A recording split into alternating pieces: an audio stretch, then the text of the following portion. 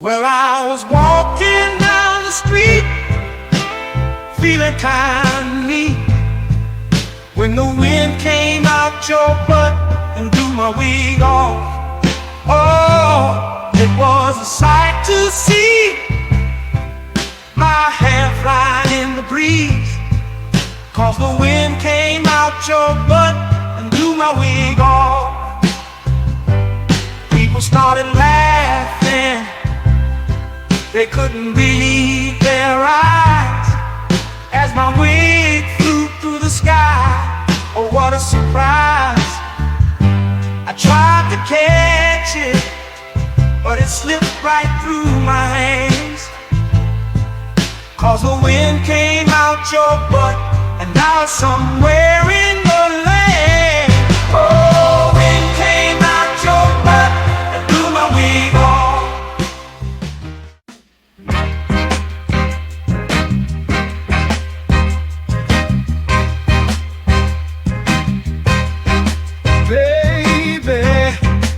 Drive like shit. Did you see that car that you almost hit?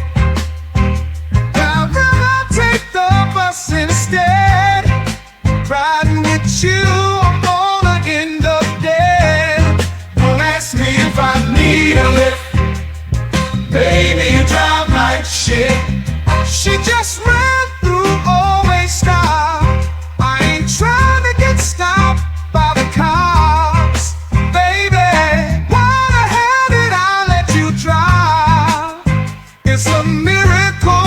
You're still alive. Don't ask me if I need a lift. Baby, you drive like shit. Whoa, whoa, whoa, whoa, whoa.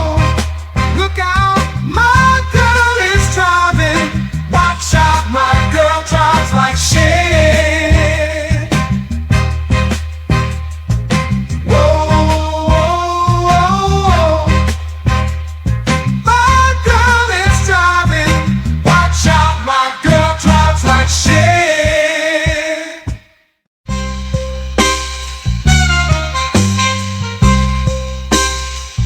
Whooping ain't over. Heard you think you're tough. Gotta let you know, I will fuck you up.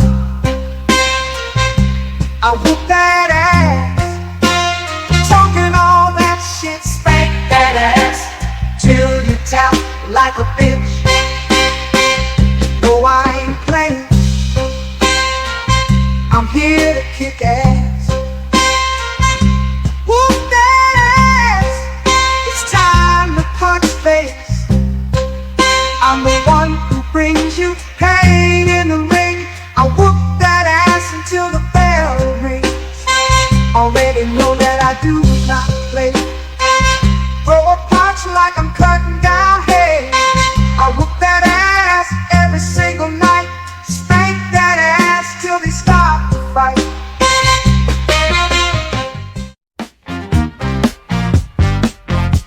I'll tell you the story of a man, a radioactive tip in his hand. His hand grew 10 times its normal size to help him get his money on time. He knew if the bitch was telling a lie, which was 100% of the time.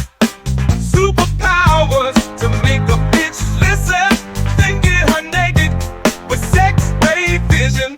Sweep a police station in a single bound, slapping bitches down to the fucking ground.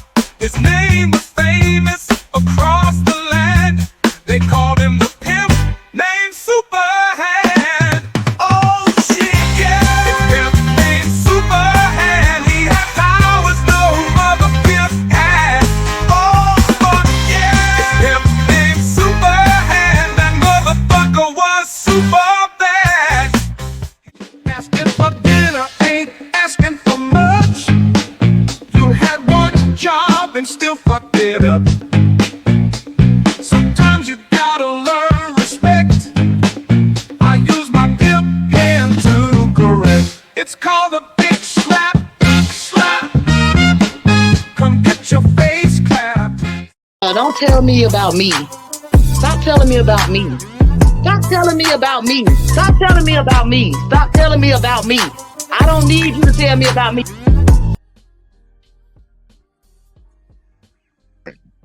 Welcome back. Oh, hell to the nah. We doing this, y'all. I'm sorry, y'all. We technical difficulties already. I'm sorry. We be changing my stuff around here. Here we go. Boom. See my junkie room. Y'all got to see my junkie room, man. I hope everybody doing all right tonight, man. I am your host. Let's talk with JVJ, man. Welcome back to another episode on JVJ Network on Let's Talk with JVJ. Depending on whichever one you're watching on, just make sure you're hitting that like and that subscribe, sharing the videos, and turning them notices on for your boy. Look, I said I was gonna do this one, and we gonna do it. We gonna do it because we all know what tomorrow is. We all know what tomorrow is, y'all. It's election day, and I'm actually anticipating this, man. I'm over here like a little kid about to get some candy or something because I want to see what America's really talking about. I want to see what America's got going on. But tonight we're gonna cover some of these candidates. Well, these two candidates. We're gonna talk about the discussion, and we're actually gonna take a little outside view from what some of our fellow Americans are saying that actually went on and talked about these issues. Going to do a deep dive in at least one of them. I ain't gonna lie. I'm a little biased because I don't like one person, but I don't like the other one either. I'm kind of in a race between two people I don't like, so it really comes down to who I don't like the most. You know what I mean? But we're gonna talk about a few things, and we're gonna see, man. I want to have a discussion. That's why I dropped the link in the chat for people to come up here a little bit later. But I'm gonna get through some of these videos. I at least got two of them to show you because we're actually gonna talk about who somebody is. Then we're going to talk about tax plans, who actually the policy part, and then we can hear other people just talking, saying how they feel about things. Because everybody feels a certain type of way about everything.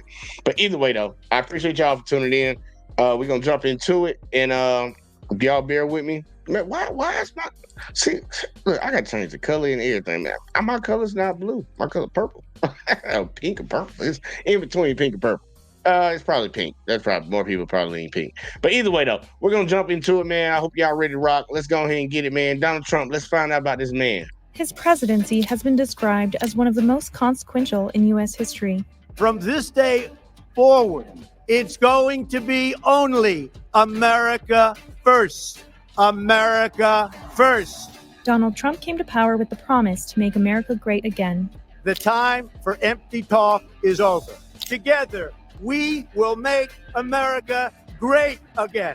So after 4 years in office, has Trump delivered on his campaign promises? And how much will his handling of the pandemic impact his legacy?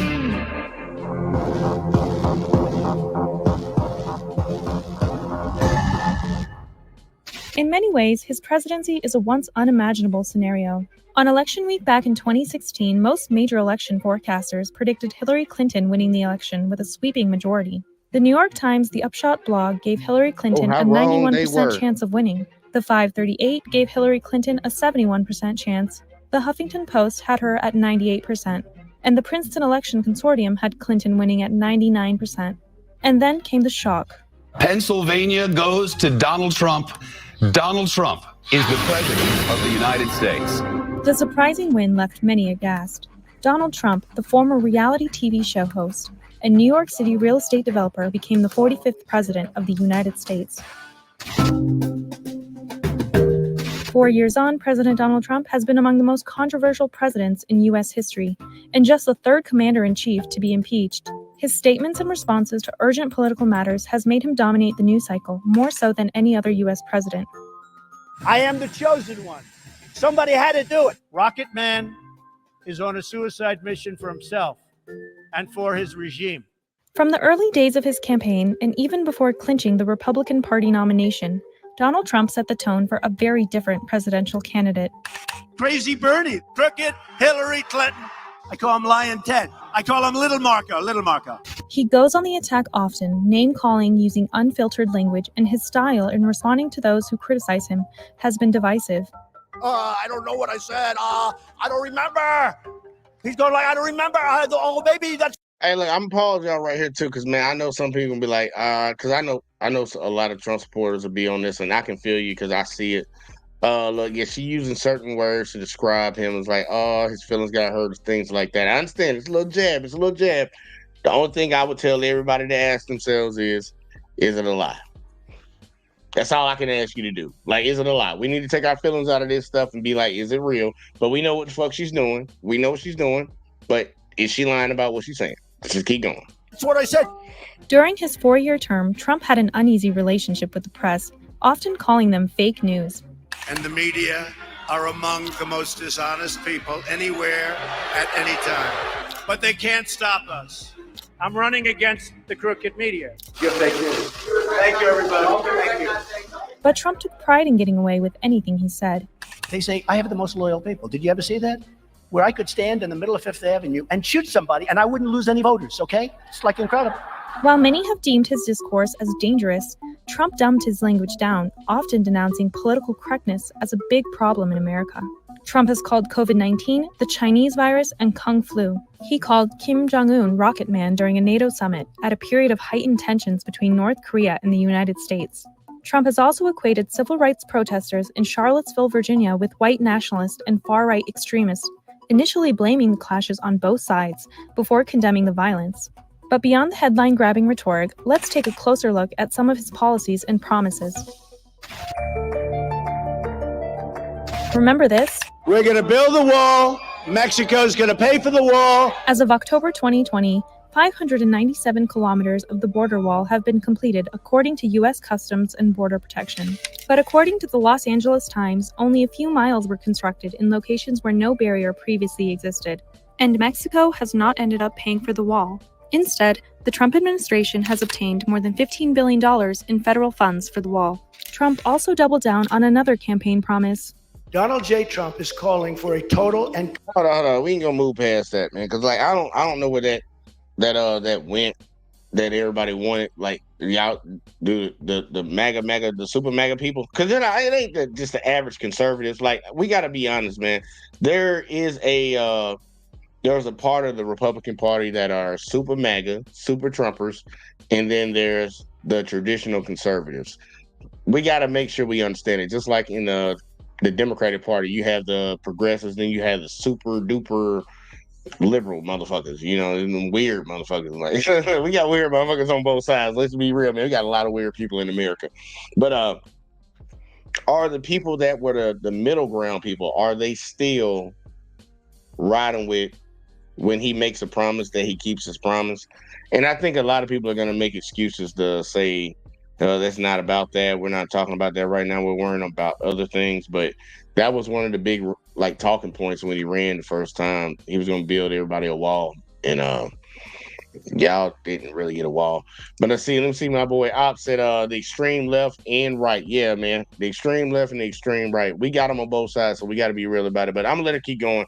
What's the other promise he promised? complete shutdown of Muslims entering the United States. President Trump signed that executive order temporarily banning all refugees plus visitors from 7 majority Muslim countries. It set off protests at the airports and a flurry of legal challenges. Within less than 100 days into his term, Trump signed an executive order that banned foreign nationals from 7 predominantly Muslim countries from entering the U.S. for 90 days.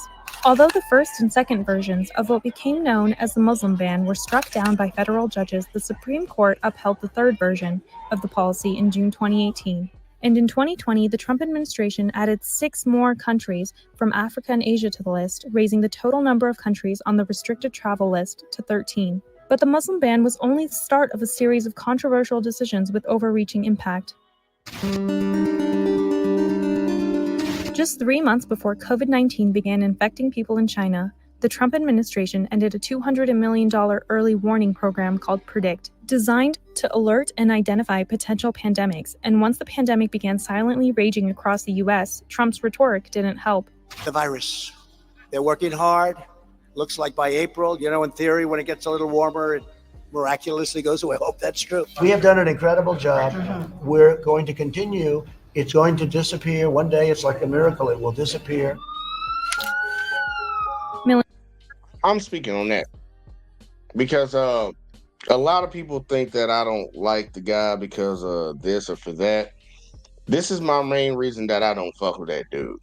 And I don't understand why a lot of Americans do. It's like when people speak about George Bush Sr., well, not Sr., but Jr., and it's like he lied about the weapons of mass destruction in Afghanistan, and we sent many of my brothers and sisters over there that die in another country over a lie just so we can get their oil. And if any of y'all think it's crazy that I'm saying that, I served in the Marine Corps and I was over there, so I know what the fuck I'm talking about.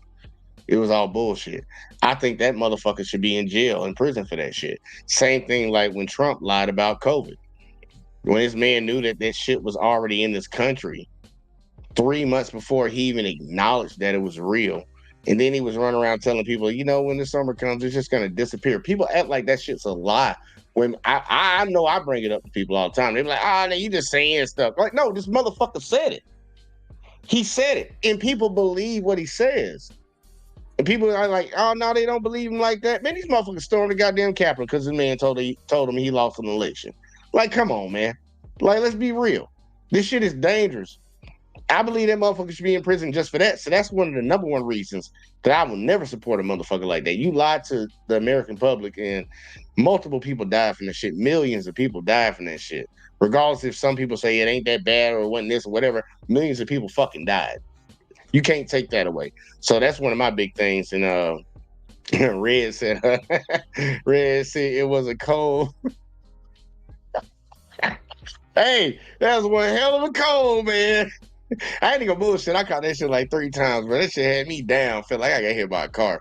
But let's keep going, man. I had to stop on that one, y'all. I'm passionate about that part. That's one reason I can't fuck with that dude, man. Millions of Americans have been infected by COVID-19 and hundreds of thousands have lost their lives. The pandemic created an unprecedented public health crisis in the U.S., and it exposed cracks in the healthcare system of a world superpower. Hospitals were overwhelmed amid acute shortage of medical supplies, and scores of sick people who needed immediate treatment were not able to afford the cost of urgent healthcare support in dealing with the pandemic. The U.S. economy was in good shape prior to the pandemic. Unemployment was at a 50-year low in February 2020, and economic growth was steady. In January 2020, weeks before COVID-19 lockdowns, 68% of Americans were satisfied with the state of the economy, according to a Gallup poll. But by the peak of the lockdowns, the pandemic caused millions to lose their jobs and plunged the country into economic crisis. But experts say that the economy has shown positive signs of recovery since then. Another aspect that has marked the Trump presidency is his foreign policy adventures. When it comes to foreign policy, Trump made a series of landmark decisions. He abandoned the Iran nuclear deal, calling it the worst deal ever after accusing the Iranian regime of archiving its past nuclear weapons work and continuing to enrich uranium and develop ballistic missiles. And that's just the start. Other international treaties and agreements he withdrew from include the Trans-Pacific Partnership, a group of 12 Pacific Rim countries that took 7 years to establish. Then there's the Paris Agreement, an international climate accord that the U.S. signed under the Obama administration that aims to combat global warming. He also pulled the U.S. out of the United Nations Human Rights Council after they criticized his administration for separating children from their parents at the U.S.-Mexico border. He ended NAFTA, a trade pact linking the U.S., Canada, and Mexico. He announced a new bilateral agreement with Mexico known as the U.S.-Mexico Trade Agreement. Canada later announced that it would join the New Deal. The Trump administration has also halted U.S. contributions to the United Nations aid program for Palestinian refugees. The UN agency's aid includes providing health care to approximately 3 million Palestinians and education assistance to 500,000 Palestinian children. But Trump has also made new political ties. In June 2018, Trump became the first sitting U.S. president to meet a North Korean leader and to enter North Korean territory. After a period of mutual threats and insults, relations between the two leaders took an unexpected turn. Trump and North Korean leader Kim Jong-un signed an agreement committing to work together to build a lasting and stable peace on the Korean peninsula. But Man, y'all know what that is, man. That's just boys being boys. Man, y'all know what I'm talking about? Just boys being boys. Let's keep going. 2 years later, the negotiations have stalled, and on June 2020, the North Korean foreign minister said that prospects for peace between North and South Korea and the U.S. had faded away into a dark nightmare. Trump was also willing to turn the page on the past and make deals with the Taliban. The U.S. and Taliban signed a historic agreement in February 2020 in Qatar. The agreement set out a provisional timetable for the withdrawal of U.S. troops and foreign forces and the start of Afghan-Taliban peace talks that would release thousands of Taliban prisoners. The agreement required the Taliban to reduce violence and break ties with al-Qaeda, but the agreement has not been working. The Afghan government accused the Taliban of carrying out thousands of attacks and killing hundreds of civilians since the agreement was signed. Another deal that got extensive media coverage was the long-awaited Middle East Plan, a proposal to solve the Israeli-Palestinian conflict that ignored the main demands of the Palestinians. The U.S. president hailed the deal. We all know how that's going right now, right? Look, I want to make sure I make this known when it comes to the Palestinian-Israel conflict. Like, dude, it's really a Palestinian-Israel conflict. It's like people keep saying Hamas. They're just targeting Palestinians. Stop the cap. It's not my issue. It's not my problem. We got issues in America to deal with, but I'm not gonna lie about the situation. Israel is trying to genocide them motherfuckers. Like, it is what it is. YouTube can get mad about me saying that. It is what it is. Our U.S. government can keep on funding Israel to do what they're doing, but it is what it is. It's kind of like Putin trying to take Ukraine, but except he's just not trying to wipe Ukraine off the map. He not trying to do that. That's the only difference. But yeah, I said my piece on that. Let's keep going. Deal as the deal of the century, but the Palestinian Authority said it was not consulted and rejected the deal almost immediately. Trump also brokered an agreement that normalizes relations between Israel, Bahrain, and the United Arab Emirates. The accords were the first agreement between Israel and Arab states since 1994. Since taking office, Trump has been taking many steps to strengthen ties with Israel. He moved the U.S. Embassy to Jerusalem despite criticism, and he withdrew the U.S. from the Iran deal. Then there's the impeachment. Article 1 is adopted. Article 2 is adopted. Donald Trump is the third U.S. president to be impeached. His impeachment came over allegations that he sought interference from Ukraine to boost his chances of re-election by digging up damaging information on his political rival Joe Biden and his son. The Democrat-held House of Representatives impeached him on 2 charges of abuse of power and obstruction of Congress. But the Republican-held Senate acquitted Trump, ending the bid to remove him from office. But this is what the end result is. The Trump administration has survived turbulent events since its early days. From the Mueller report on Russian interference in the elections, to the impeachment trial, the Black Lives Matter movement and the social unrest that unfolded after, to the COVID-19 outbreak that wrecked the country's economy and health sector. And many of his staff at the White House have also fallen out with him. The exits of high-ranking officials in the Trump administration have surpassed all of his 5 predecessors. According to the Brookings Institute, President Trump's 8-team turnover was at 91% as of October 7, 2020. And some of those former staffers have not been kind to him or his legacy. I am ashamed because I know what Mr. Trump is. He is a racist, he is a con man, and he is a cheat. So, how will the Trump presidency be remembered? All right, man. So look, quick breakdown on Trump. I'm gonna be honest with y'all. They ain't had one on Kamala. I couldn't find one. I was looking for one, man. Can we get a real breakdown on Kamala to see what they talking about? But I couldn't find one. So we're gonna transition now that we got past that, and because I don't like that motherfucker. But we're gonna go to their policies, man, when it comes to taxes, because that's one big thing that a lot of people, like, once you become an adult and you know you're paying taxes, like every time you get paid, you know some taxes coming out of that. Every time you buy something, taxes coming out of that. It's like taxes. You really start to care about things when you were a kid that you didn't care about. So we're gonna cover that next. Let's see. Red said all the war hawks. Yeah, it was a lot of war hawks. Man, look, that's the crazy thing. When it comes to politicians, period, or anybody that's in the U.S. government, I think just when you join, you become a part of the U.S. government, no matter whether it's in a senator form, a governor form, military, like a service member form, or whatever. You're a war hawk. All of you are. That's one way or another. You're supporting a war here or there. Like, no matter what. The United States loves waging war. A lot of people don't think we're at war. Oh, we're not at war. We're in a lot of proxy wars. Do you not know that? Oh, by proxy, we're in this war. I know a lot of people don't understand the concept, but it's like, hey, we're not actually sending our soldiers over there to fight, but we're sending our resources over there to help them motherfuckers fight. So by proxy, we are at war. And we got a lot of people fighting a lot of wars. Man, people don't understand why we got so many bases all around the world. You'd be surprised, man. You land in the Middle East, there's a whole goddamn base right there. You be like, how the fuck? It's another base like 30 miles down the road, bitch. And you know that too? We all over the world. See, Red said, I hope this covers the proposed unrealized gains tax. Oh yeah. We talking. Look, we gonna cover all that. We gonna cover all that. And I'm glad that you said that, Red. I am glad that you said that because starting off with the first video, I have you a black Republican that does taxes.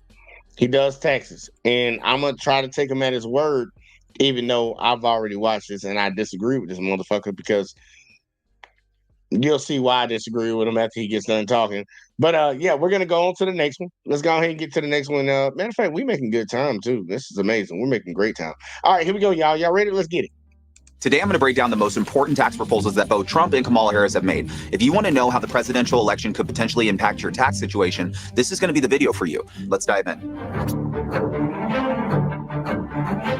Tax issue number 1. Capital gains taxes. Kamala Harris has made several proposals regarding capital gains taxes. The first one is that she wants to tax unrealized capital gains, but for the wealthy. The way that this tax would work is that families with over 100 million of wealth would owe an annual wealth tax of up to 25% that would include tax on unrealized capital gains. If you don't know what an unrealized capital gain is, it's a hypothetical profit that you could potentially make one day when you sell a capital asset in the future. They're called unrealized gains because they don't actually exist yet. So if Kamala Harris becomes president, then yes, you could potentially owe taxes on fictional profits. Welcome to Fantasyland. This proposal would only start out applying to the ultra wealthy, but many tax proposals that start out only applying to the wealthy end up applying to more and more people over time. So don't think that your unrealized capital gains will never be taxed if you aren't ultra wealthy, because if they get this policy approved, they could very well one day move that policy from 100 million to 1 million.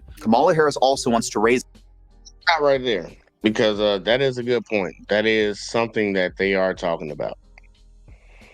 And I know that might get a lot of people shaking in their boots when it comes to their stocks that they have. I will point this out real quick. Majority of Americans don't actually have stocks. They're not actually trading in the NASDAQ or, the New York Stock Exchange. Most Americans aren't doing that. But I will say this. We're already doing that for average Americans that actually own homes. I'm not saying it's a good thing because I don't believe in more taxing people more. I actually believe they should use the money that they have right now that they've been taking from us because we didn't agree to it. I don't think anybody watching this agreed to any of the taxes that they're taking from us. I don't think we signed a piece of paper like, yeah, take my money. It's like I don't think any of us did that. But we're already doing that in the sense of you buy a home. I'll give you a good analogy, and somebody can push back on it if they want to.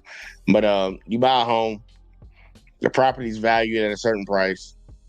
Well, you own that property. You're sitting on that asset. And let's say they gentrify your neighborhood, the value of your shit goes up. You're still going to pay taxes, but now your taxes are going to go up because the value of this entire community went up. So it's like you got to stock. You got to stop, and it's like, oh, I bought it at this. I'm not going to sell it no time soon. But, they're valuing my stock at higher, so now my stock price is higher. You got to pay a tax on it being higher. They already do that. In another aspect. I'm not advocating for them to do it in more places. This would be a policy that I would disagree with her on. But if they could cap it at just the people that make the most, the wealthiest, the ultra rich, that'd be perfect. But he does have a good point when it comes to, if they started for them, then it's not that hard for them to do it for the average people. And that's thinking about taking. The government's going to take from you. Because when you think about giving, that ain't really trying to give, because Trump gave the rich a tax cut, and they still talking. He talking about right now. Matter of fact, y'all going to hear about it in a second. Y'all going to see what I'm talking about. But I'm iffy on that one. But they already do that shit in other forms in society. But let's keep going. Matter of fact, let me read Red's comment. Red said, it also applies to inheritance over 100K, which means if you leave your child a house, they will have to sell the house just to pay the tax, depending on how much money else you leave them. You leaving somebody else, you probably got some money. But I agree. I'm 100% around. Like, look, if you pay taxes on something once, you shouldn't have to pay it again. I'm always gonna be for that. But both of these parties are gonna go for that. Man, look, don't get misconstrued. Because I told you, this guy's gonna be for the Trump side. They're gonna be for the same shit, man. These motherfuckers, they work together. But either way, though, I give it to him. Kamala's out front in front of this one. Let's keep going. Is the long-term capital. Oh, my bad. I gotta read one more comment before I play it. I've said that's how they messed up the middle class. Yeah, that is true. That is how they messed it up. And then we go back. Here we go. This policy approved, they could very well one day move that policy from 100 million to $1 million. Kamala Harris also wants to raise the long-term capital gains rates from 20% to 28% for those making $1 million or more per year. As a part of this proposal, she would also raise the net investment income tax, or NIIT, from 3.8% to 5%. If this proposal became law, it would mean that the high earners would pay 33% on long-term capital gains, which would be the highest long-term capital gains tax rate since 1978 under the Jimmy Carter presidency. So if you're someone who likes to invest in real estate, stocks, bonds, even precious metals or cryptocurrency, there's a very good chance that you'll be forced to pay significantly higher capital gains tax rates if Kamala Harris is elected, and if you're somebody that's making over $1 million. Okay, what? Which is a very small percentage of the United States. I gotta say that. We gotta say that. Which is a very, like, we have conversations over here about relationships, like girls and guys and shit like that. And we talk about how majority of guys don't have kids. That's in the 40 range compared to like the 50-something, almost 60-something range for women. This is completely fucking different. And I argue that shit all goddamn day long. This is like 85% to the other 15%. This is even worse. So I'm like, man, most Americans do not have to worry about this. But it is the boogeyman, like, woo, we're about to get you, motherfucker. We're about to take your money. And motherfucker, pay you up, bitch. Y'all rich. Shut that shit up. Let's see, Red said, sound like a good way to make billionaires put their money in other countries. Yeah, you can do that. They can do that. And they already been doing that. They've been doing that even before any of these tax shits came around. So let's be real. And see, Op said, they got people to think helping people is good while making them think they shouldn't help people. Both sides are evil. I agree with that. And Red said most of our tax revenue comes from the richest 10%. Not really in the grand scheme of things, you really break it down. Because it always comes down to like, what is the impact on you compared to what's the impact on them? You can talk about vast amounts in the grand scheme of things, but who does it hinder more? Like if you worth $1 million and I'm worth $1,000, and you get a $100,000 bill, 10% of your fucking earnings, and I get a what the fuck I said? It's like $1,100 bill, which is 10% of my earnings. It's gonna hurt me more than it's gonna hurt you. But we can say it's fair, right? People got to get the concept down pat. Like, got to understand the difference in the two. It's not the same. What about Trump? What has Trump said about capital gains rates? So far, Trump has not made any major tax proposals for capital gains taxes. So we can assume that he plans to keep them the same as they are for now. This would mean that unrealized capital gains would not be taxed, and long-term capital gains would likely stay at 0, 15, and 20%, where they're at now. But tax issue number 2 is corporate taxes. Kamala Harris wants to raise corporate income taxes from 21%, where they are now, to 28%. This means that if you have a corporation, then you could soon have to fork over an extra 7% of your profits to Uncle Sam if Kamala Harris is elected. There have been a number of celebrities, including Mark Cuban, that have come out and said that Kamala Harris is pro-business. But I don't know. What do you guys think? Forcing business owners to fork over an additional 7% of their profits doesn't actually scream pro-business to me. In fact, let me stop. Let me stop. Motherfucker, like, are you just gonna gloss over that Trump lowered the tax rate for corporations in that big tax plan? Like, this is where I'm gonna say, like, dude, you full of shit. But I get you. You are giving correct information, but you're giving it in a way that is misleading, if that's the best way to put it. Because yes, the corporate tax rate is 21. Kamala says she wants to take it up. What he said, 26. Let me go back and see. What was it, 26 he said?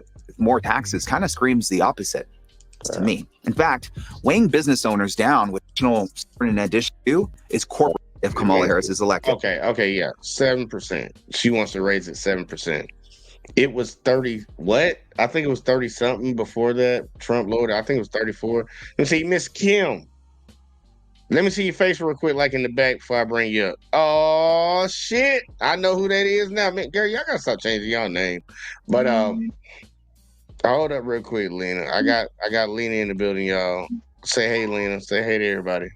Hey, I am so happy. Unleashed another black president, or almost black. Black enough. Black as we gonna get. I am so happy. I hope she wins. Yes, she can. The future is woman. I'm so happy. It's just that she's qualified. I hope that she wins. Now, I'm not, I know this is the men network. It's not like if a man had a credential, I think he'd do a good job. We have very good male leaders. You know me, I'm very equal, but it's just so nice for once to see a president look similar to me. And it's not about looks. Are you Indian? You Indian? No, but she got black in it. She got a little bit. Like 10, No goddamn black in her. She got 10-20%. It's enough. Look, she might have some for mixed breeding or whatever the fuck them racist people like to call it, but she ain't black though. Like we ain't gonna lie about that. She black. She blackish. Ish. She got the black look. Yeah, she look black. Close enough. All right, hold up real quick before I let you talk a little bit more. Let's see. I said it really doesn't come from the richest, because the richest get the most tax cuts average, because the average person in total gets taxed the most, and everyday living business owners know how to save more than us. That is true. That's a good point. He also said she wants to raise it by 8%. Okay. He also said Lena Life show, she okay with the structure. God damn. How do you know my life is okay with destruction? I'm not in shambles. I'm just like the average person. You know? How am I shambles? Jesus Christ. Red said, I don't know. I didn't know Lena was Irish and Indian. I might be Irish. You never know. I have one white grandparent. Don't buy into that bullshit. Look, but he got a point. He also said Candace did the whole family tree 0 black. And then Op said, I guess being black is like R&B music. Damn. Oh, she black enough. We like near the same color. She black enough. Oh, she got a head did a little bit. Not really. That's what I'm talking about. I got the dread. I'm doing a dread thing. Long hair don't care. I see you over there. You see, Long hair don't care. Red said the 2017 tax plan raised the yearly income to pay 0 taxes. That's cap. But either way, though, Lena, did you have any thoughts before I keep playing this? Because we got to get through this video first before we really start. I want everyone to. My thought is go to the polls. I want everyone to vote. Tomorrow's the last day. Make your voice heard. Make your vote count. That's all I'm going to say. Hey, y'all, go out there and get the voting. Do it. All right, here we go. There have been a number of celebrities, including Mark Cuban, that have come out and said that Kamala Harris is pro-business. But I don't know. What do you guys think? Forcing business owners to fork over an additional 7% of their profits doesn't actually scream pro-business to me. In fact, weighing business owners down with more taxes kind of screams the opposite. Let me know in the comments what you think. Donald Trump, on the other hand, has proposed lowering the corporate income tax rates from 21% to 20% and even down to 15% for companies that make their products in the United States. Trump was also the one who pushed to lower the corporate tax rate down from 35% to 21% in the first place. This change became law in the Tax Cuts and Jobs Act of 2017, which was passed during his presidency. So if you own a business or if you're thinking of starting one, you could potentially get to keep more of your profits if Trump is elected and his policies pass. Let's go to tax issue number 3, individual income tax rates. It is important to note that the individual income tax cuts that were established through the Tax Cuts and Jobs Act of 2017, they're set to expire in 2025. All right, hey, we're not going to gloss over that shit. We're not going to gloss over that. Why are they set to expire? That's what I want people to really understand, where this man's priorities are. Because I'm an advocate against this motherfucker. I don't give a fuck. I'm not an advocate for Harris, but I'm damn sure an advocate against Trump.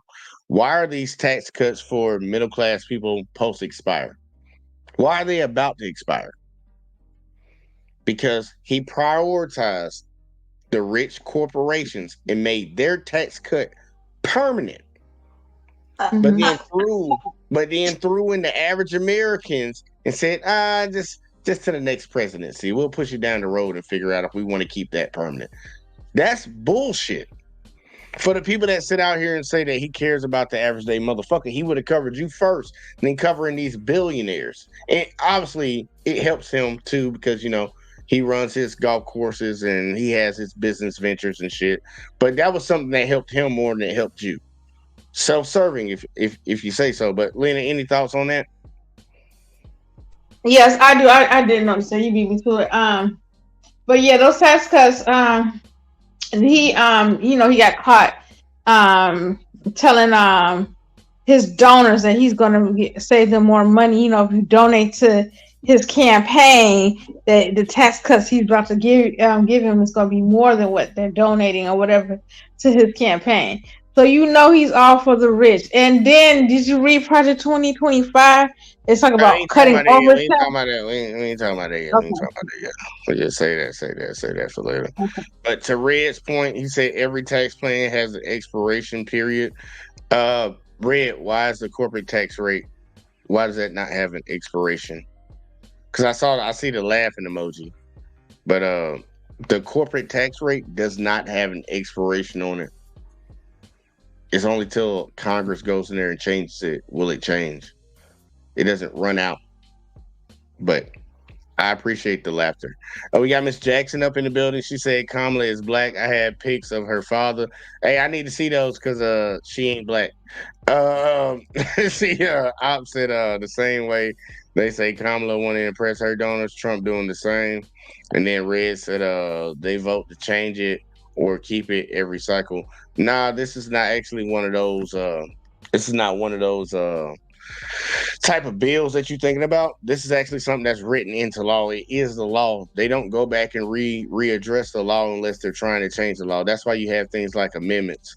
This is actually set in stone, Red. It's not like the. It's like setting the cycle. When they change is when they do the budget.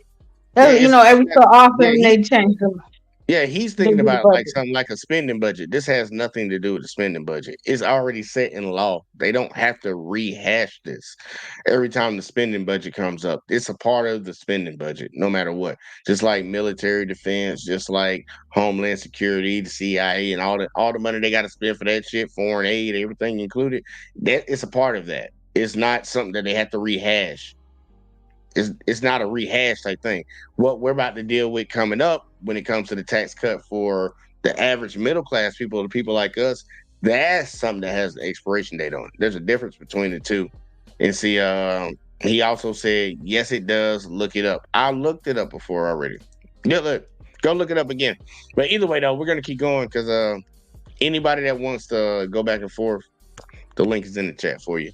But this means that unless Congress votes to extend them, individual income taxes are set to increase for everybody come 2025. Kamala Harris has announced that she does not plan to raise individual income taxes for people making less than $400,000 per year. However, she has expressed support for President Biden's fiscal year 2025 budget proposal, which proposes increasing the top individual tax rate from 37% to 39.6%. So there is a very good chance that Kamala could attempt to raise individual income taxes for high earners if she is elected. Trump, on the other hand, wants to prevent the Individual Tax Cuts and Jobs Act that he created from expiring. He wants to make them permanent so that tens and millions of Americans can continue to pay these lower tax rates that he established. Now, here's tax issue number 4, taxes on tips. Kamala Harris proposed eliminating taxes on tips for hospitality and service workers. This could potentially have a tremendous tax-reducing effect for tipped workers. I mean, think about how many tipped workers there are in the United States.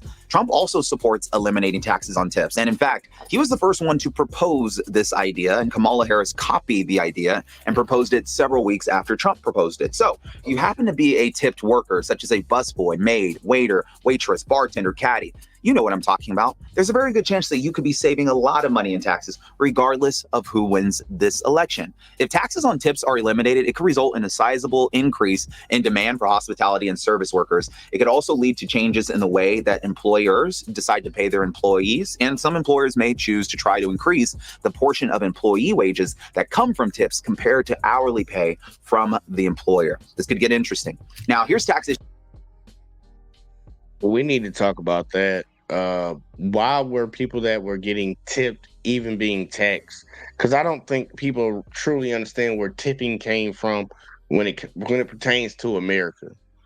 Because like tipping was something that was done overseas. Oh, Yeah, but when it came to America, they made black people work without having to pay them and told them that they work for tips. So this seems like that was something that was racist from the get-go that's still been going on. You taxing people's tips nowadays, still to this day, you taxing their tips? now I thought Trump was doing away with overtime. Now she was saying no tax on tips. Was that Trump's idea? Because I could have sworn that Trump took away. He wanted to take away overtime pay. Nah, he has a provision, or at least he's been talking about, because he's mentioned it a couple times, that he doesn't want to tax overtime pay. Like you work overtime, you get paid time and a half, saying that shouldn't be taxed. Him and Kamala agree on that. Yeah, but I just heard though he's also, even though he's made provision not where you're not taxing overtime, they're also kind of getting rid of overtime. Man, they ain't gonna look. They're not gonna get rid of overtime for industries that actually are in demand, like other jobs, like working at a fast food restaurant, or maybe working at working a cashier at Walmart. Yeah, your overtime might get capped out, but for the vast people that's actually producing the most, the overtime ain't gonna go away, because we always need people to work in those jobs. Like, the United States don't stop. A lot of people, like, how they say about New York, it's a city that never sleeps. Majority of them people ain't out there just having fun 24/7. It's pretty much people out there working 24/7. So I don't know no other way to tell you. To be honest with you, they're both for cutting taxes on tips, like taking that away and taking away taxing on overtime, which I think is a good policy for both of them. But he did try to throw in that little slick insult. She piggybacked his proposal. If it's a good proposal, it's a good proposal. And I can guarantee it didn't come from fucking Trump. So I'm like, I don't know what the problem is with that one. But Red said Trump said no tax on tips in May. Then Kamala started saying it in August. If it's a good policy, it's a good policy. Like, I don't think she has to compete.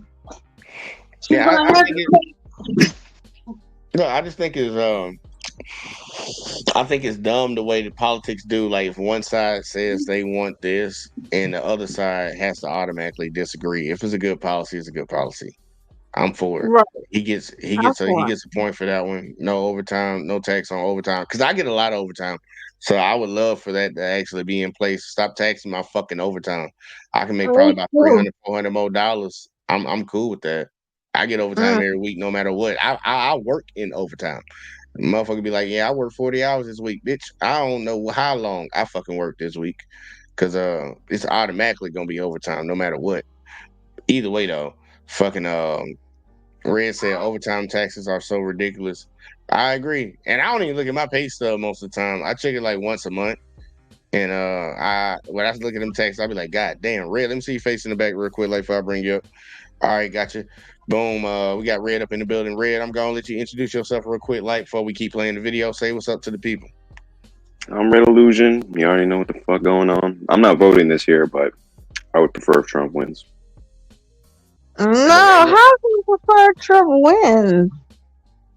What has he done for you? I'm gonna leave a period of time in here so we can have open discussions for who's gonna vote for who, but not right now. We're gonna keep playing the video real quick, and once again, to everybody that's watching, It's an open panel for you to come up if you want to discuss it. We're gonna get through this last video. Well, this is not the last video, but if I get enough people in here by then, we'll start the conversation. Otherwise, I got a little bit of something else to show you because I want to snap on something, but I probably need to save that video for later. But either way, though, let's keep going. Issue number 5, Social Security taxes. Kamala Harris has yet to announce any significant changes to Social Security taxes. Trump has announced that he wants to eliminate taxes on Social Security benefits. So, if you happen to be disabled or elderly, you qualify for Social Security benefits, then you could soon not have to pay any more taxes on your Social Security benefits if Trump is elected and if this proposal becomes law. I never understood how we pay into Social Security and then later on in life, a percentage of our Social Security, depending on our income, is still taxed. Never made sense to me. So I like this proposal. Here's tax issue number 6, overtime pay. Kamala Harris has yet to make any tax proposals related to overtime pay. Donald Trump has proposed eliminating taxes on overtime pay. He made this proposal shortly after the debate with Kamala Harris and argued that eliminating taxes on overtime pay could help to incentivize people to work for longer hours, which would be They both agreed on that policy, but let's keep going. beneficial to both When did themselves Kamala and to the say that? companies that they work. We just gotta check her last couple of rallies and shit. She spoke on this already. It's not in her policy, so I'm fine. Man, look, man, yeah, it ain't. It's a lot of things that's not in their policies. Like, we can be real about that. Like, they don't write everything that they put pretty much the cliff notes that they think everybody wants to hear. Well, don't you think that would be a Let me good thing come to back write up. down? Yeah, you would think if that's like your calling card. I would think like if that's your golden ticket, yeah. But if you got other things that are more important, probably not. Well, it really is, because her whole thing is like fairness and whatnot and opportunity economy. And the most people who are working overtime are not billionaires and millionaires. They work for themselves. So this is a direct tax benefit for the people in the working class. Yeah, look, I agree that it's for the masses. I do agree with that. It would affect more people, but that's neither here nor there. Let's see. I've said the reason Trump could win is because he's sneaking in policies that Democrats should have, but the Democrats act like they care about all Americans. Yeah, that I ain't Yeah, gonna hold you on Trump that. is a Democrat. And look, originally he was. I think he ran as No, Republican he's because he get elected. dude. He has the exact same policies of like Bill Clinton. And not all of them. But Bill Clinton ain't really like the. I'm gonna be honest. Bill Clinton is not like the standard in my honest opinion. Well, he was in the '90s. That was the Yeah, Democratic he Party. was before people found out what he did, like what he actually was in there doing. And I ain't talking about getting toppy. That's the least of my worries. Oh yeah, That's the least of my flying worries. to that island. Yeah, he did a lot of other things that I ain't really cool with. But I forgot, man. Look, we got Miss Alexis from Texas up in the building. What's up, Miss Lady? Say hey to the people. Alexis, we can't hear you. Turn that mic on. We still can't hear you. Turn your mic on. Is that actually her? Yeah, that's Alexis. She the only one with that Pat Mahomes sitting in the locker room like he Michael Jordan after he won the championship. She the only one that got that. Alexis, we can't hear you. Go look, check your settings and shit. Check your settings. You might have to go out and come back in. I don't know, but check your settings and make sure your microphone's set up. But just yell at me. Just yell at me when you think you got it going. See, Op said I miss Clinton, LOL. Even though some Republicans diss him, they know he was a good president. He was.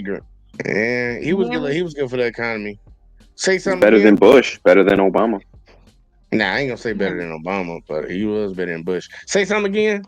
Can you hear me? Yeah, I can hear you now. Say what's up to the people, girl. Howdy, y'all. Howdy. She a Texas girl. Any thoughts so far before I finish this video up? Nah. I just want to see the rest of the video while I'm making. All right, All right, bet. You see, Op said at least you being honest, Red. And then PA in the building. Shout out to PA, Texas. He said, "What up? I voted Harris. I just don't like Trump because he don't think much of black folks. His cabinet was full of old white mofos and honkies. Trump go and fix the dead ferret on Trump go fix the old dead ferret on your head. All right, Sounds look, like a real informed voter. Hey man, it's not, hey, that shit a little funny That though. does sound like a real informed voter that said he ain't do nothing for black folks, but he the reason why he was signing a lot of checks for a lot of HBCUs. And then on the side, you got somebody over here acting like they black. If they ain't, I don't know how you figure she gonna do anything. She directly said she wasn't doing anything or planned on doing anything for No, black. she did. Wait, she actually That's did. You remember she released her policies. Red. Y'all on the same side, just so you understand what she was saying. She was agreeing with a lot of your. I know. I just like to add something. Oh, You man, remember you trying to Kamala? punch down? You trying to punch No, down? Kamala. I'm not punching on her. I'm just adding. Kamala released her policies for black men on Twitter, right? And one of them was legalizing weed. So that's what she thinks of y'all. Man, look, I ain't gonna hold her. I don't like it. I think that's bullshit. But yeah, I agree with you. There's some bullshit. What the Now fuck is that? she playing in race politics like Democrats have always played. Like they always played. And I ain't even gonna lie. I voted for Obama the first time because I felt like I wanted to be a part of getting the first one in the door. But since we got the first one in the door, I ain't playing this shit with these other motherfuckers. And I'm But sorry. she ain't black. She ain't black, so you ain't gotta worry about that. She's not. But Yeah. then I don't appreciate Obama acting like he's scolding black men. Like, who is you? Matter of Yeah, fact, where's speak for your us, daddy girl.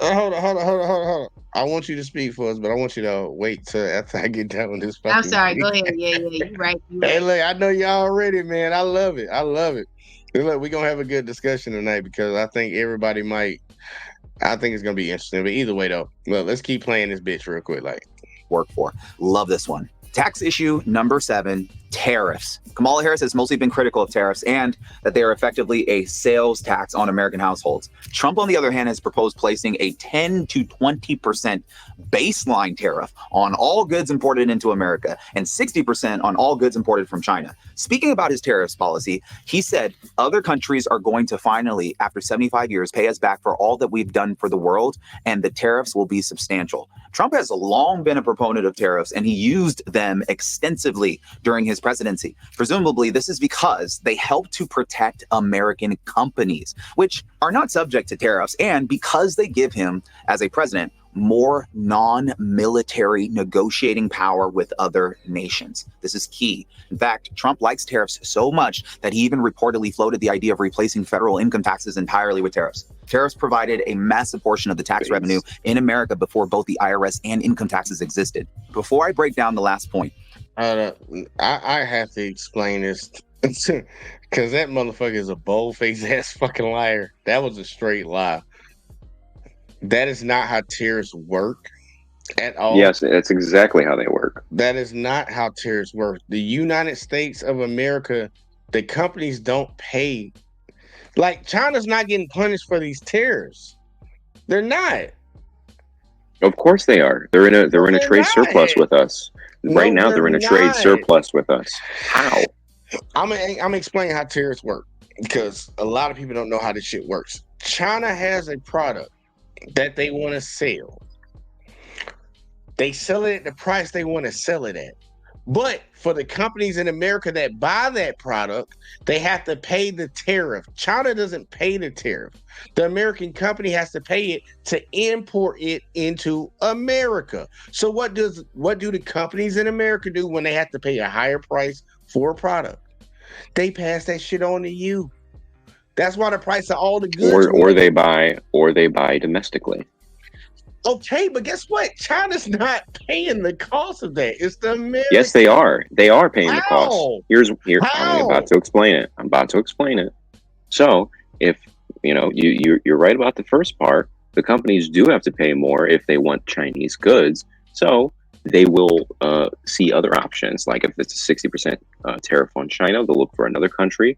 Optimally, if they don't want to pay any tariffs, they'll buy domestically in the United States. And if they're doing that, that means that China is not selling their product to us. And China, by the way, has tariffs on us right now. China has had huge tariffs on us this entire time.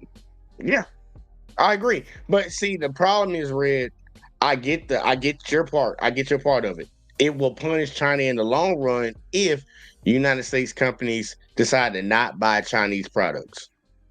The problem that you're dealing with is that shit ain't happening. They still buying Chinese products and they're just raising the price for Americans. The tariffs have Because not these worked. companies, because the companies are based in China and they're based in Mexico. And so those companies. Red. I'm talking about companies like U.S. Steel. We buy a lot of our steel from China. We buy a lot of our grain from China. Yeah, These companies, and you know what? farms, Once upon a time, buying it. They're still once buying upon it, a time, okay, but once upon a time, America was exporting steel. We had our own steel. We weren't getting it from anywhere else. That is a better thing for America. I agree, Red. So you support tariffs? No, I don't support tariffs because it makes. You got to understand, if you want to get to a certain place in society, we need to actually do it the right way. The American government should incentivize companies in America producing these products that we buy from overseas, which means actually putting money into that instead of trying to tariff these motherfuckers where they still have to buy their product. That's how you do it. That's how you incentivize it. No. That's not how you do it. You don't have to put tariffs on them. You're wasting fucking money. You're wasting time, effort, and money doing that because you're actually getting money by doing that. You're actually not getting money. The American public they're still going to have to pay the higher taxes. We're the ones who pay it. The product's going to cost more because we're subsidizing what the companies buy. You say keep putting tariffs on it, and then what? So China stops selling to us, and the companies stop buying it from them? The tariffs are not stopping them. It's not stopping them, Red. That's the thing I'm trying to tell you. It's disincentivizing them. It doesn't. It's not a one thing, dude. It's not a like, oh, you flip a switch and they stop buying from China. It's a long overhaul of U.S. manufacturing. The only way is going to the lack of tariffs that we've had with the NAFTA agreement and whatnot is the reason why all the U.S. manufacturing jobs left. No, the United States manufacturing jobs left because Americans decided they didn't want to manufacture anymore and they wanted to be consumers. No, dude. No, it's because of NAFTA. No, it's not because of NAFTA. Americans got lazy. And we wanted to outsource all these jobs to get products for cheap. We didn't want to work them hard jobs no more. Because they didn't have tariffs. Because you can't compete with slave labor. Exactly. That's why we outsourced it. That's why we need tariffs, because we don't want American slave labor, right? So if we want to stop people, you can't compete with China when they have slaves making iPhones. So you put a tariff on the iPhones to make us compete.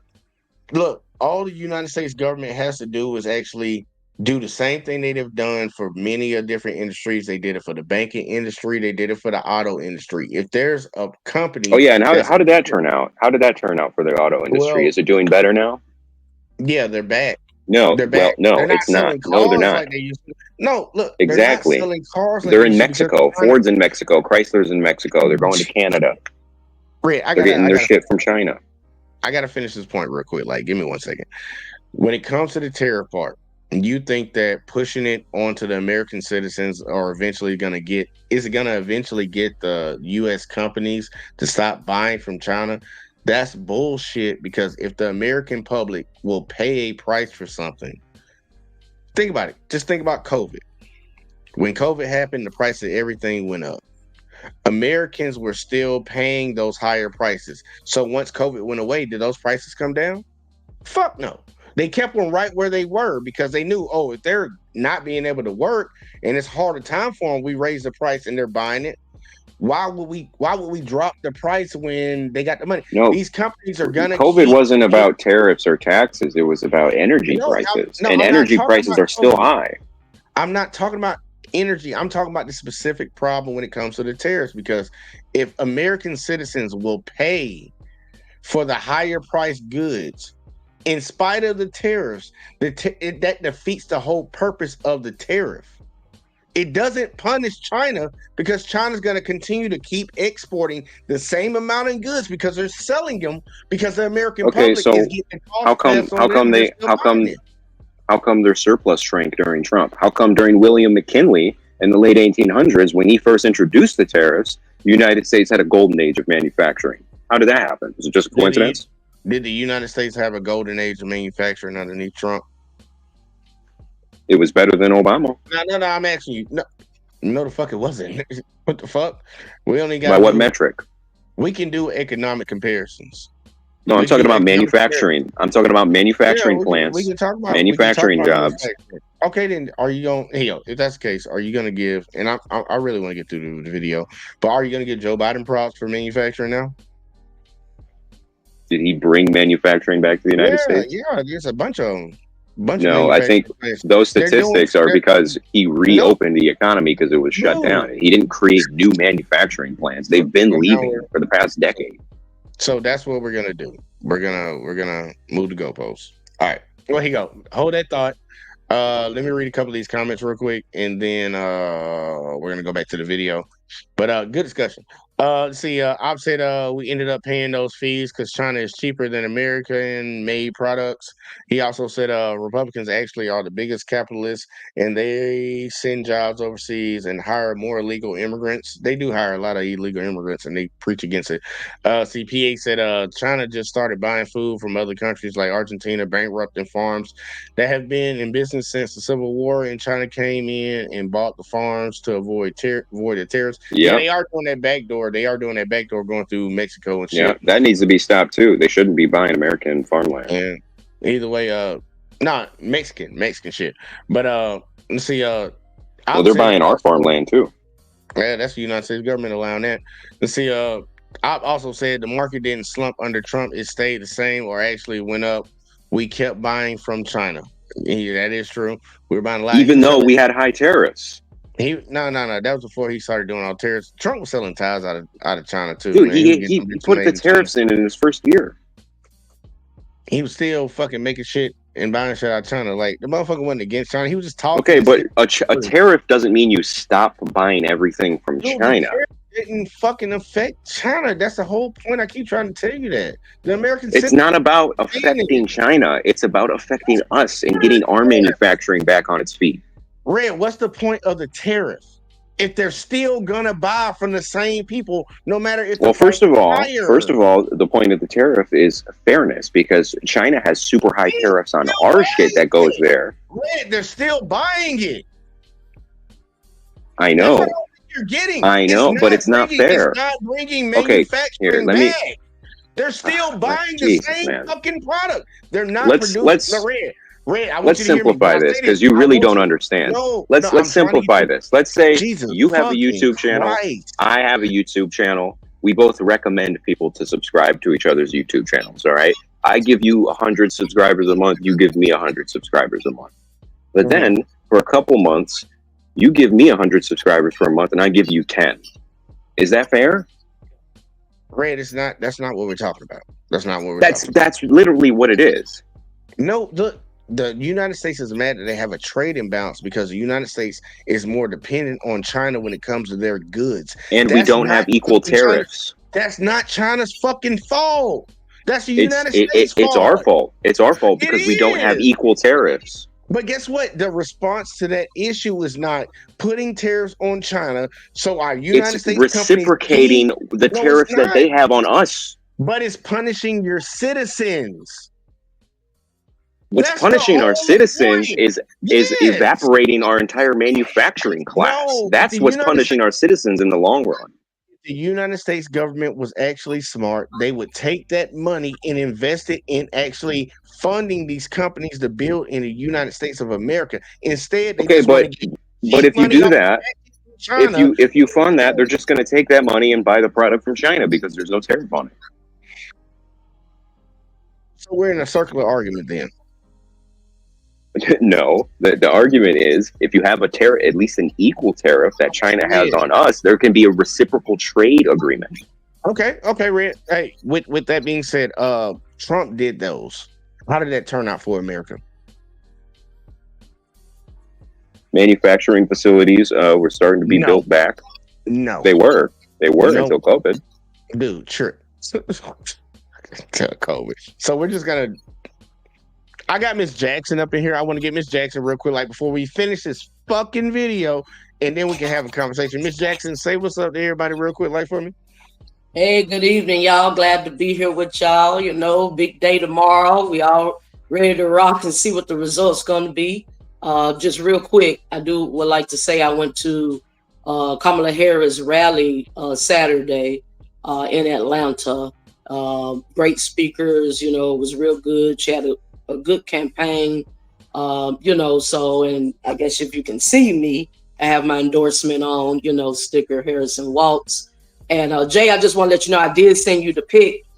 Check your Facebook, the Facebook. I saw that. Yeah. Her dad's not black. He's not black. I know a black man when I see him. Y'all do the research and the facts. He is a black man. I'm black. I know Judge somebody Joe black Brown when I was see Indian him. and not Irish. black. I guess we're not black. He's not black. He's not black.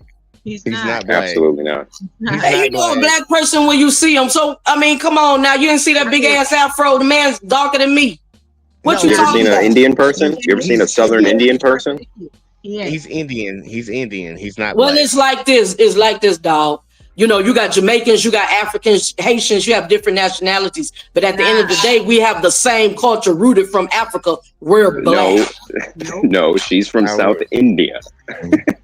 Well, her father was And born plus- in and plus Jamaica. you're voting based on Her what father- somebody looks like. Her That shows you how father was smart not you are. born in South India. Oh, He was he'll born take in it. Jamaica. But you Okay, are look. Yeah, and he has two Indian grandparents. Hold on. Hey, look, hold on real quick. Like, I do want to get through the rest of this video, but to this point, yes, he was born in Jamaica, but Elon Musk was also born in South Africa. Thank you. Oh, he's black. Her father name is Donald J. Harris. Just research it. And he's Indian. He wrote about his Indian heritage. He wrote a whole book about it. Look it up. Yeah. Well, I know a black man when I see one, Red. I'm black. And I guess I don't know a black man because I'm black. Look, there's a lot of melanin. There's a lot of melanin in a lot of people, but when it comes to black, Indian, whatever, they are on the side of Indian. They're not. And well, then you see he got Negro hair just like you. You black? Oh, girl said. So do Indians. So do Aboriginal people. Well, okay. Yeah, he's not. Look, he's not black. Her dad was not black. He was Man, that's a born in black Jamaica. man. But anyway, I'm gonna let Either y'all way, though. finish the video. But I sent over the pics. I ain't gonna go off I'm into sorry. it. I'm But sorry. hey, I'm sorry. okay, thank you, sir. Thank you. I got you. All right. Let's That really shows the political discourse in America when we're arguing over Yeah. who's black and not. And He not the damn actual sure ain't policies. white. I mean, look, he ain't white. He definitely ain't white. But either way, though, we're done with who her daddy is right now. We'll come back to that. But we're gonna finish this guy bias points about the tax cut because he is a little biased. And see, What did he say that was wrong? A few things, but I forgot already. But we can rehash it later. Let's see, PA said Trump's line ass said that he was a 2.6 golf handicap, and then I said it's not our culture because he looked like us. All right, we're disregarding everything. We're gonna keep going. Let's keep going. Make sure you sign up for my tax-free wealth challenge if you want to learn how to cut your tax bill by 50 to 100%, regardless of Nobody who wants wins this your shit, election. nigga. This link is in the description, and we kick off soon. Love to see you there. All right, tax issue number 8, the startup expense deduction. Kamala Harris wants to increase the startup expense deduction from $5,000 to $50,000. This means that people who are forming a new business would be able to write off a larger amount of the costs that go into forming a business. At first glance, this might look like it's extremely beneficial for business owners. However, we have to keep in mind that she also wants to raise corporate taxes by 7%. So yes, this would make it easier for many people to start a business. But once your business becomes successful, Kamala will come for a huge percentage of your profits through corporate tax hikes. Trump has not made any tax proposals regarding. How does he say that when it's 21 and she wants to raise it to 28? a huge, like, come on, man. Startup expenses. Now, it's time to answer a question about Kamala's tax plan from a subscriber on my YouTube channel. This question was asked on one of my recent videos called Tax Expert Breaks Down Kamala Harris's Tax Plan video. If you haven't seen that one yet, what are you doing? Go click on that video. I broke that one down. It's pretty awesome. But the question which came in from MallMason9834 was, can you claim unrealized capital losses under this plan? And the answer is Kamala Harris has done very few interviews where she elaborates on her tax proposals in depth. But as far as we can tell right now, her wealth tax proposal only includes taxes on unrealized capital gains and does not include tax refunds or deductions for unrealized capital losses, which honestly seems a little unfair to me. Now, I know this election is coming up right around the corner, so I hope that this video will help to give you some more insight that can help you understand where each candidate stands on critical tax issues. All right. He pretty much done. He was doing his last little spiel. I'm gonna let y'all give me your thoughts. First come, first serve, because I got one more person to show you before I really want to get into like the open discussion. But if y'all got any thoughts right now, go ahead and let me know what you're talking about. Anybody? All right, nobody. Perfect. Let's go to the next video, because I'm gonna show you somebody that is not biased about what they're about the tax plans. We're gonna take the nonsense out, but I had to give one because I did the Trump video in the very beginning, so I had to give Trump one on this one. But let me read PA comment. He said, "This nigga just eloquent. This nigga just eloquent and wrong, dumbass. Usual hide their moronic brain with speaking, with good speaking and communication." Yeah, he did a lot of stretching of the truth. But either way though, I got this Asian guy right here, y'all. And he just gonna shoot it straight up. So let's shoot it straight up. And matter of fact, let me speed it up so we can get through it quick. I'm gonna put that shit at 1.5. Not 1.5. That'd be too fast. 1.25. All right, let's check it. In today's video, we will compare Donald Trump and Kamala Harris, their economic plans. So I'm going to tell you from the start that this video is not going to be political. I'm not going to give you my opinion. I'm simply going to tell you what they're saying. I'm not going to say whether it's a good idea, bad idea, realistic or unrealistic. If you want those opinions, feel free to read the comments down below. I'm sure you'll find them there. So I'm doing this video because I read the comments. This was highly requested. I hope this information, this summary helps you understand what each candidate is proposing. So let's get started. Okay, so we're going to focus on their economic policies, their plans that deal with money and finances. So I'm going to cover their plans on income taxes, lowering inflation, affordable housing, Social Security, prescription drug pricing, international trade deals, and illegal immigration. So for the immigration part, you'll see how that ties in with money and finances. Okay, so let's start off with this. Here's something that Harris and Trump both agree upon. No federal income taxes on tips. So no taxes on tipped income. So whether you like the idea or not, well, I would say too bad, because they're both going to be pushing for it. Of course, we don't know how hard or how seriously that they're going to be advocating for this, but here's what they're saying. So Trump floated this idea first: no federal income taxes or Social Security taxes or Medicare taxes on tipped income. So he first said this in June in Las Vegas, and then Kamala Harris said the same thing. And then Trump accused Harris of copying him. So that's how it went down. Those are the facts. Those are not opinions. There are approximately 4 million Americans in tipped occupations where the bulk of their compensation comes from tips. But just so you know, the president cannot enact this with an executive order. This would require congressional approval. Now let's move on to inflation. So fighting inflation or reducing. Everybody need to think about that. Like, remember, they saying they want to do it. It can only happen through an act of Congress. It can only happen through an act of Congress. So somebody saying they want to do this, that's neither here nor there. All right, just talking points. Inflation. Both Trump and Harris say that they want to address the rising prices of everyday cost of living. So they have each provided different ways of lowering inflation. Harris says that she's going to place a federal ban on price gouging. She says that in her first 100 days, she will pass a national ban on price gouging for food and groceries. So the plan is to give the Federal Trade Commission and prosecutors the authority to go after companies that are believed to be involved in price gouging or price fixing. Now, here's what Trump is saying. He's saying that he's going to sign an executive order on his first day to fight inflation. So Trump said, and I quote, "I will use every tool and authority at my disposal to defeat inflation and to bring consumer prices down rapidly." So Trump said, and I quote, You just watch. They'll come down and they'll come down fast. So Trump says that his strategy is going to be two-pronged. One, it's to eliminate regulation that is costly and overburdensome. And two, boost oil and gas production. So Trump said, and I quote, "We're going to drill, baby, drill. That's going to bring down prices of everything." Now let's move on to affordable housing. And we're going to start with Harris. And what she wants to do, I would summarize it up in 5 bullet points. So the first thing is that she wants to give $25,000 to first-time home buyers to help with their down payments. So this will be for people that have paid their rent on time for 2 years. And number 2, give a $10,000 tax credit to first-time home buyers. Number 3, increase home building by providing a first-ever tax incentive for builders that build starter homes. So the homes must be sold to first-time home buyers. So as you can see, there's a lot of benefits for first-time home buyers. Number 4, expand tax incentives to home builders that build affordable rental housing units. And number 5, repurpose some federal land to build affordable housing. Okay, so here's what Trump is proposing at the moment, and this is more straightforward. So 3 main things. Number 1 is to cut unnecessary regulations that raise the price of housing.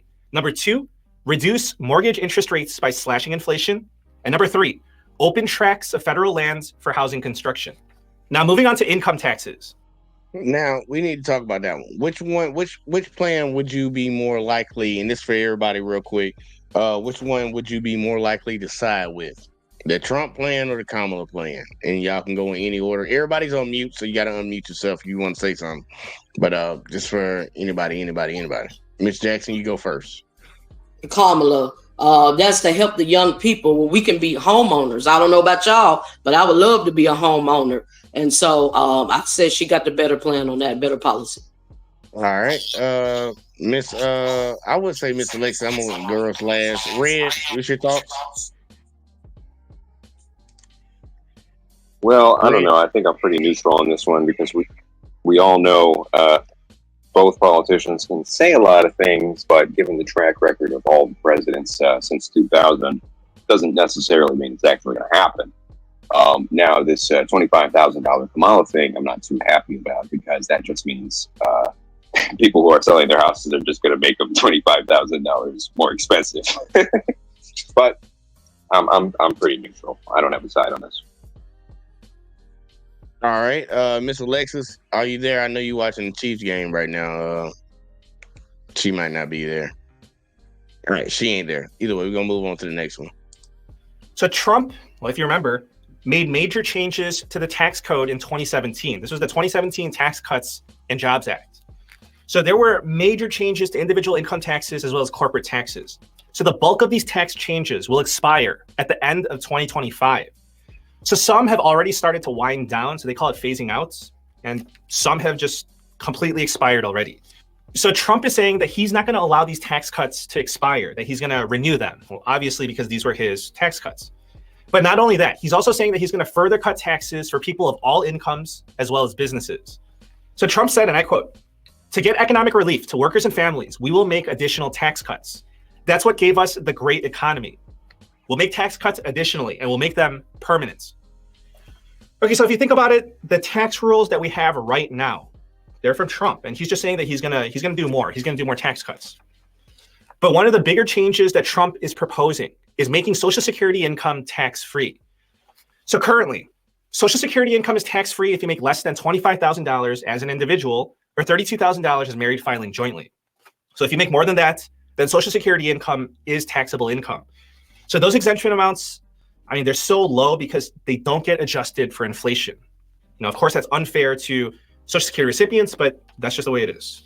Now, Kamala Harris is saying that she will not raise taxes on anyone making under $400,000 a year.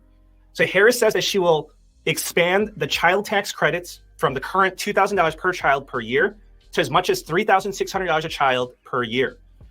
Provide a child tax credit up to $6,000 for newborns and expand the earned income tax credit, so the EITC.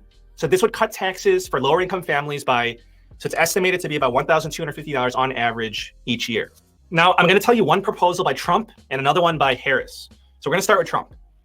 So this is one-sided, where I'm not going to say anything about Harris on this issue because Harris hasn't said anything about this issue. So this is regarding international trade. Okay, so Trump says that he will add a tariff of at least 10% on all imports from all countries. So more recently, he's saying that it could be as high as 20% all across the board. So Trump says that he wants an additional tariff on Chinese imports that could be as high as 60%.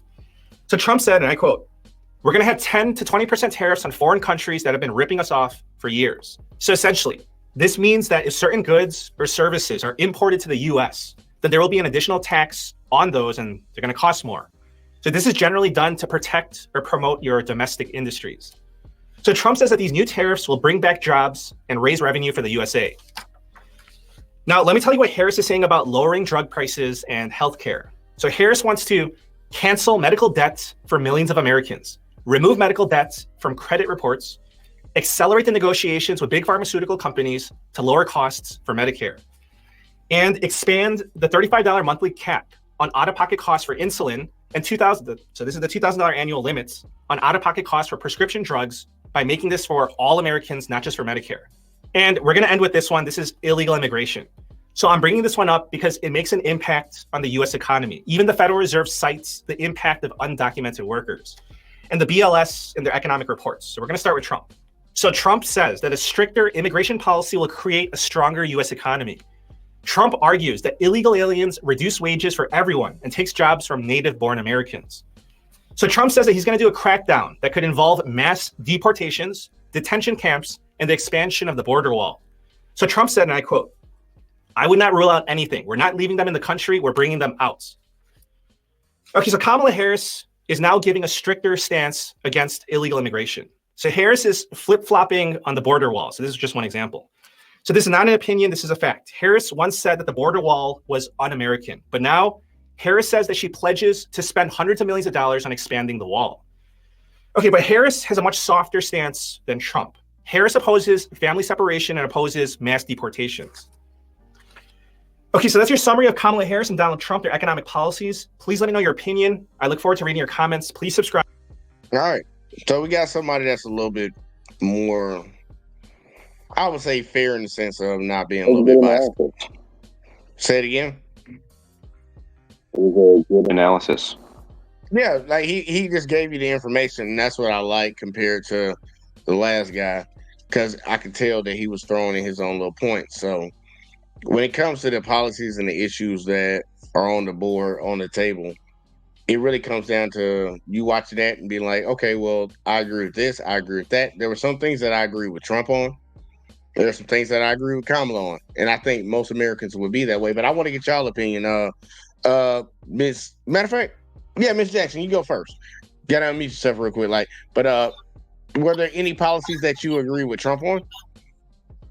No, I just seen that going for the white supremacists. But first, I want to say this to be clear.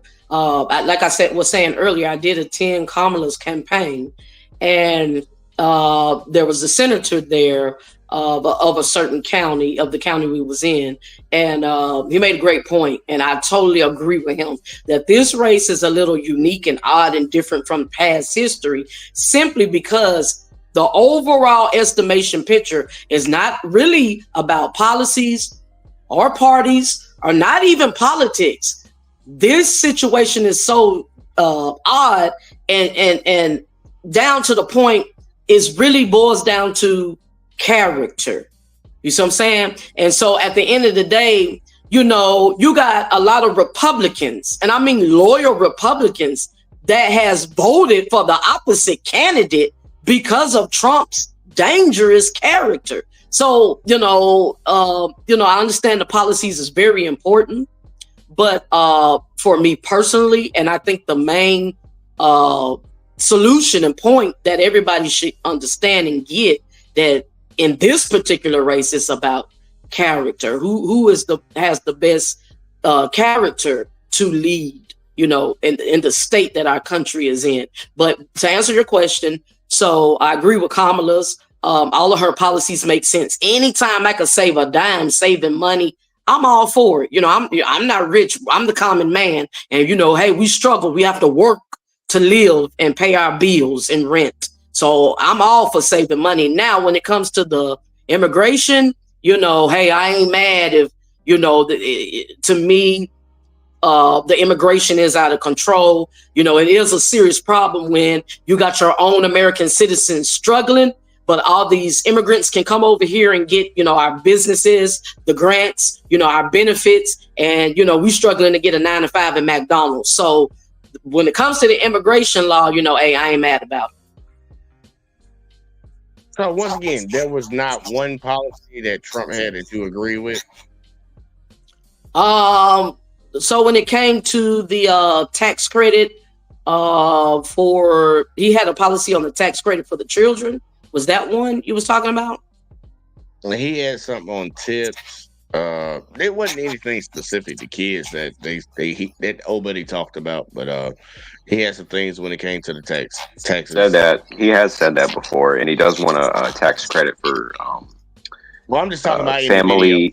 Just in the video, Oh, okay. just in the video, not nothing else. So we heard on the outside, but in that video, he didn't say anything about kids. So he did mention about waitresses, and they make money off their tips, and so that way they wouldn't have to pay taxes on that. I believe is what he was talking about. No taxes on tips. That was one of his. That's why I asked: is there anything that Trump said that the guy put out there on display that you did agree with? Well, you Kamala, so I want to ask the opposite side of each. Right, I got you. Well, that definitely makes sense, because I've been a waiter myself. I know what it's like to make money in your earnings off tips, and that only makes sense. You make way less above minimum wage, and yes, out of your extra cash, or whatnot, you do have to report taxes on that. So yeah, that's only fair and square, and I do agree with it. Okay, bet. I'm gonna go to Red real quick, because I know Red is a Trumper. So I was about to call you Trump. Red, is there anything on the Kamala side that you agree with? Good question. Again, just because they say something doesn't mean it's true, or it doesn't mean that they're going to actually push for it. But I do like the canceling of medical debt. We all know, however, that the big pharma industry has a huge stranglehold in the lobbying groups in Washington, D.C., so I doubt that'll ever get through. But if she can, that would be one thing I would agree with. Medical debt is crippling us. I agree with that. Miss Alexis, are you there? Or are you watching our Chiefs dominate? My bad. Look, my brother called me from the game, man. He had the people in the stands. He was like, "This my sister. She been from Texas," and they all waving to me. Okay, I'm gonna back out being a fan girl, but so either way, it switched. On either one of the parties, since I don't know which way you're leaning, are there things that you agree with what Kamala's proposing, and do you also agree with some things that Trump is proposing? From the video, the only thing that I agree with as far as Kamala is the fact that the child tax credit, because I got 2 kids. Yeah. All right. You know what I'm saying? So I take a little extra, especially with me doing my Amazon thing, and I gotta pay taxes on them items. So that little will help you. Feel me? But then and Trump, I like what he was talking about his, because if you do tax cut, regardless, it does trickle down. So either way, doing some type of cuts or offering something on that tax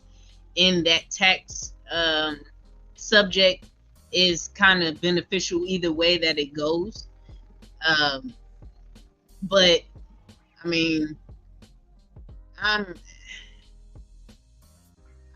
not on here for feelings, and I'm not on here for character, and I'm not voting on nobody on that.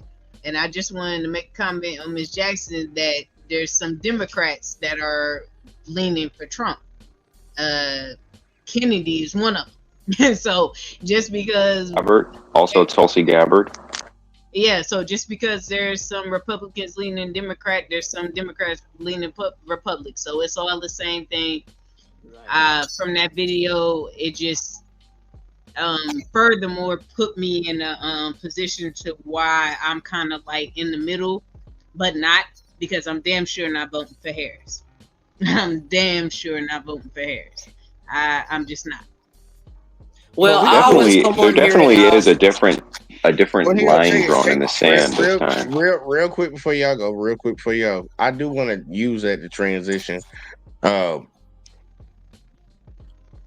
Alexa just said that she's damn sure not voting for Harris. I want to get Miss. Matter of fact, I'm gonna go to you first, Red. I want to get Red. Red, who are you gonna vote for if you were to vote? Because I know some people ain't gonna vote. I'm not voting, y'all. So I'll let y'all know I'm impartial in this shit. But if I was to vote, I wouldn't vote for neither one of the motherfuckers. But Red, if you were to vote, who would you vote for and why? And then I'm gonna go to you, Miss Jackson, next, and get your answer too. Well, like I said, I'm not voting. I'm waiting until I'm 25, so I get over that draft age. But I would prefer if Trump wins. And with all this, all these proposed policies and plans, they all say things and then do the exact opposite. I can only go by what I lived through and what I experienced. And under the Trump administration, according to IRS data, the average American who is making between $15,000 and $50,000 a year got an average tax cut of about 16 to 20%. Judging that against the last 4 years, which was Joe Biden, it wasn't Kamala Harris, to be fair, but Kamala Harris did say she wouldn't do anything different than Joe Biden. They asked her, "Is there anything you would do differently than Biden?" And she said, "Nothing comes to mind."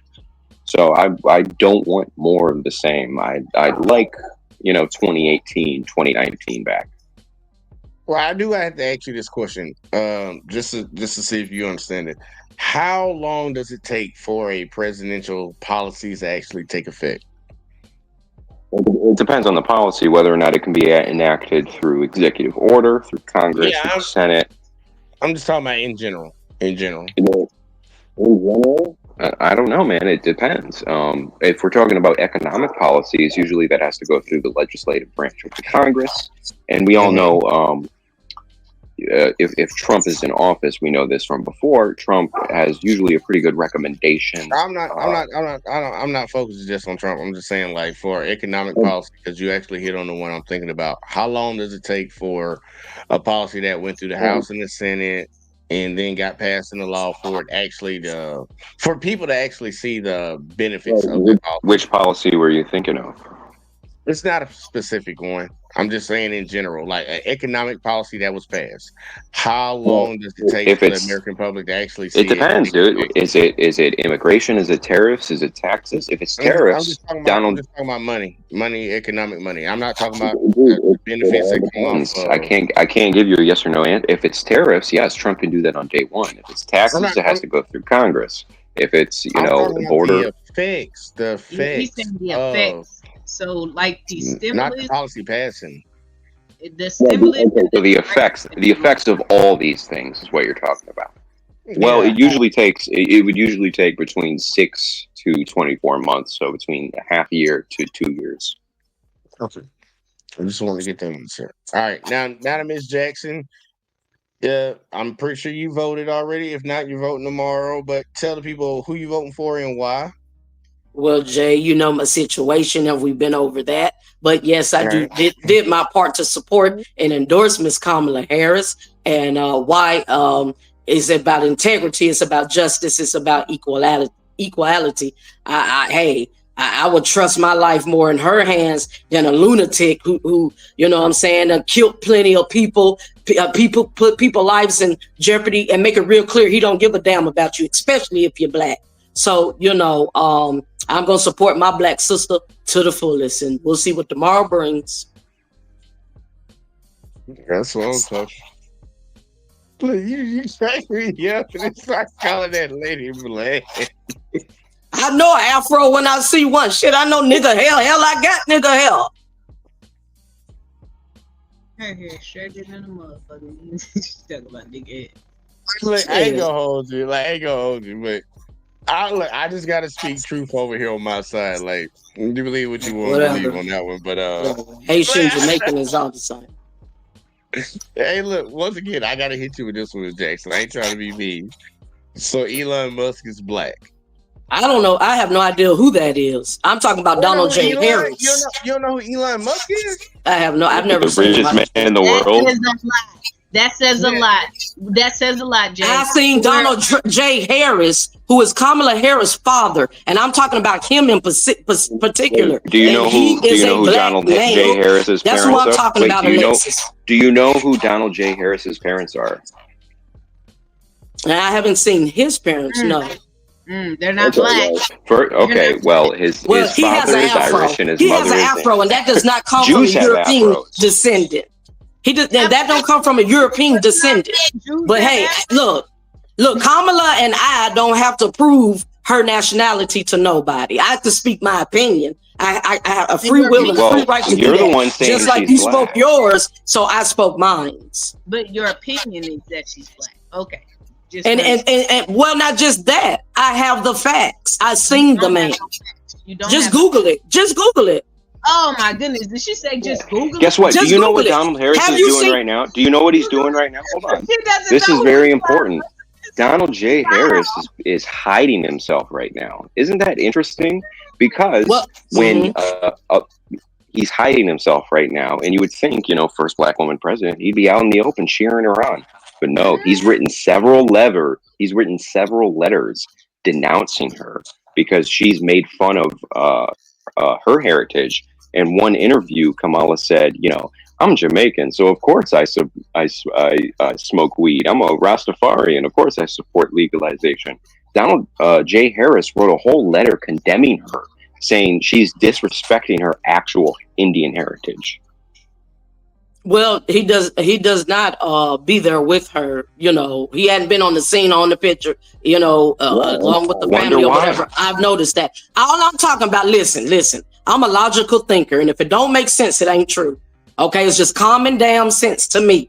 Okay, that if I look at a person, I'm black, I'm African American, born black, gonna die black. So I know a black person when I see one. And when they had niggified like mine and nap up like mine, that's just common sense. It's the same descent. It's the same descent down, man. Nah, I really dislike that Miss Jackson keeps saying that just because she black, she know a black person, and it's clear that she does not know a black person. She keeps. So what are you saying? So what are you saying? She does know black people. She locked up. Hold on. Let me ask Lex a question. So you saying he has straight hair like a Caucasian person? His daughter has straight hair, but his parents are not black. And just because you're Jamaican doesn't mean that you're black. And so the fact that it's the same descendant. You got Jamaicans, you got Africans. We're Africans. We're all the same damn descendant. Dude, there's white people in Jamaica. There's Spanish people in Jamaica. There's a large Indian population. Red, but the fact that she said I'm an intelligent person and you don't even know who Elon Musk Girl, you don't even know that we are the same descendants because Jamaican, Haitian, African, we're all the same damn descendants. At the end of the day, we're black. That's nationality, not ethnicity. That's what I'm saying. But she's saying that she's intelligent. You just voting for her. First of all, I didn't say that, sweetheart. You're putting words in my mouth. I said I'm looking at the facts. You're not thinking. No, you can't have facts and thinking logical if you see a black person or a person that you think is black and think that they're black. Well, I asked you one simple question. I asked you a question. I said, is his hair? If you'll answer the question, is his hair straight like a Caucasian's? That's what I'm asking you. No, it's not. Okay, then. So if his hair is not straight, then he must be black. I didn't say he was African American. When I used the term black, we're just. I'm just saying in general, as a whole. He's black just because his hair isn't straight.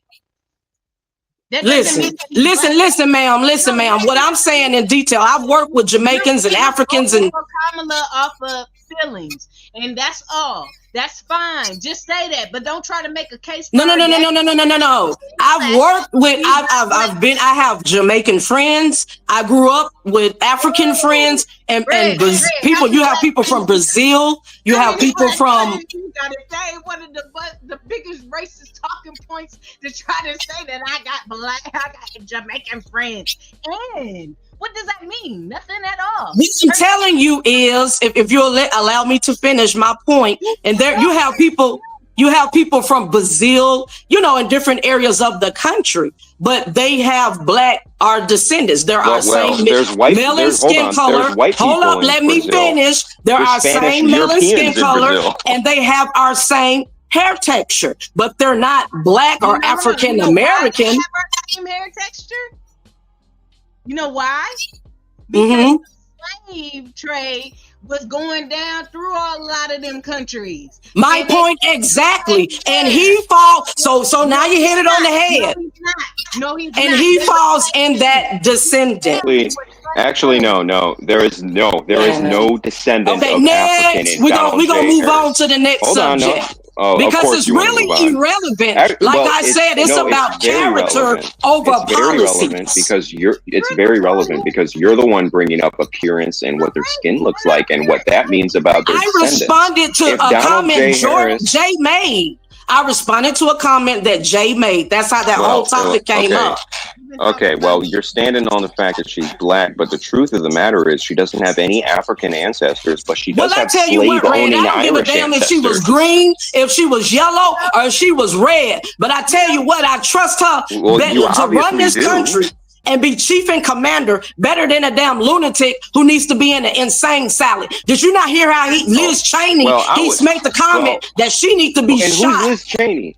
Yes, And she look, does. Liz she Cheney was is a war hawk. Republican who voted her for father- Kamala. That's who Liz Cheney is. Just like his own administrator, Do you John know- Kelly. So you're supporting John Kelly and Liz Cheney and Dick Cheney, the people And who they put us are in the Iraq War, Republicans. the biggest They're war Republicans, hawks? Red, who's voted for Kamala. Yes, So what does exactly. that And tell they're you? bad people. So They're what the does worst that tell you? Republicans. Hold on. Well, they ain't the only one. Donald, hold on. See the Republicans that are coming to the Democrat side? They are the worst Republicans. Dick Cheney, Liz Cheney, John You don't Kelly. make no sense. And now look at so they're the good Republicans. Okay.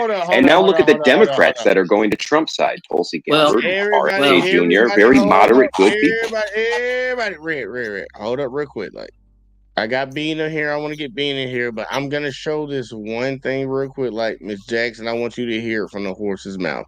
The reason that a lot of them are saying what they're saying to you is because it came out of her own fucking mouth. So I'm gonna show you the video. I'm just show it to you. So I just want you to see it, and then we can move on to the next topic. All right. Go free, Habibi. Here we go. Hi, I wanted to come into the kitchen already. You live here. Are you stressed for making Indian food? Oh my god, you do have a taste. Oh my, you have no idea. Screen it.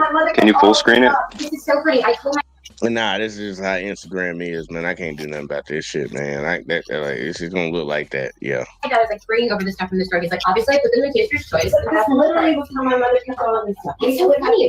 What is that? Do they tell each other? Hi guys, it's Mindy. I'm here in my kitchen, and today we are cooking. We have a very special guest, very special, Senator Kamala Harris. Hi guys. Wait, so here's what I want to know. Okay, is it respectful to call? I should be calling you Senator Harris, right? No, you should not. That's not on my birth certificate. Okay, Kamala. Yes, please. Okay, because the Indian in me. I feel like my parents, my dad will watch this. Don't call me auntie. Okay, I won't call you auntie. They'll be like, how could you call her by her first name? She's worked so hard. Okay, so what we're going to cook today is an Indian recipe. Yes. Because you are Indian. Yes. Okay, and I don't know that everybody knows that, but I find that wherever I go and I see Indian people at the supermarket, on the street, everyone's like, you know, Kamala Harris is Indian, right? It's like our thing we're so excited about to have you running for president. Yeah. So we're both Indian, but actually we're both South Indian. Yes. You look like the entire one half of my family. Okay, thank you. You do. I've been telling people we're related already, so this is perfect. It's basically true. And so were you raised eating? Do I? So can we not have to argue that no more? She is Indian. She's mixed. Her mother is Indian. Man, y'all need to do y'all research. Her mother is Indian. She went from black to mixed. She's mixed. I was talking about her father, not her mother. She's a biracial woman. What's your point? What's your point? What's your point? Listen. Man. Hold up real quick. I told you, everybody, we're not doing emotions tonight. It is political time, but we're not doing that. Her dad is Indian and Irish. Her mother is Indian. She is not black. Her father has a black descent. Now, everybody entitled to their own opinion, but I know a black person this isn't about when I opinion. see what Who's the evidently descendant? you don't. Who's the black descendant? No, I don't care about the black descendant. Everybody has black in them because guess what? Black man was the first man. So that's fine and dandy. That's not saying nothing. Okay. Technically, Technically, by the Well, way, his they was bringing it nationality. right now. So I answered that question 1,000 times. I'm gonna say this for the Nationality. 5th This time. isn't about His nationality. This is about nationality is what. not of African American. I never said that. Came from America. That term black. That's right. Black That's people, right. We're that's African. Yeah, ain't but he's saying that not either. African. But He's not. what I'm saying is that term black is something that was placed upon us, like the term negro, which is Spanish. You know what I'm saying? Like, Right. That's you know what right. I mean? That. Go ahead, Bean in here. Bean, go ahead and give me your thoughts so far, man. I know you voting for the dark side. Go ahead, tell the people what's up. Oh man, at this point, as much as my phone has been harassed and these motherfuckers have been door to door and all this shit, I don't give a fuck about either one of them at this point. Hey, you down there in Florida, man? You know they got a canvas, man. That mean they going out there putting out the word. No, man, this is harassment. You putting mailers in my mailbox telling me how many times I done voted. You texting me how many times I done voted. You calling me out the blue. All the political texts, dude. The texts are getting so ridiculous, and you can't reply to them because they'll charge you. If you got a payphone. I ain't even got a payphone. It says text now, reply. I don't. But you get charged. You get charged if you reply back to those messages. I don't know. Because like some people, depending on the text message, I'm just wondering. It'll be like, oh, you, Trump. Because I get text. No, I don't pay nothing, but I get the text. It's like from 88601, and it'll be like, oh, don't you remember how bad it was under Trump?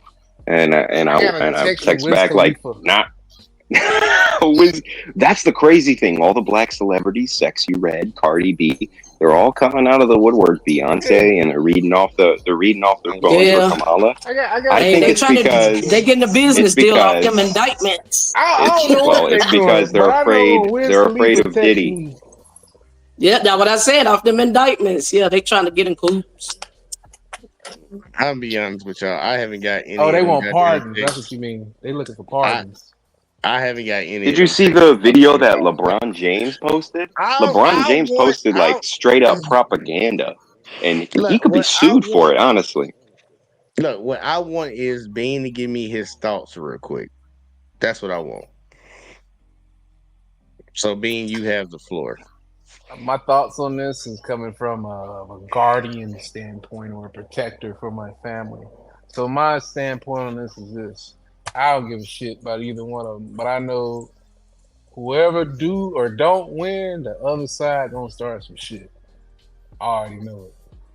So I have a question on that.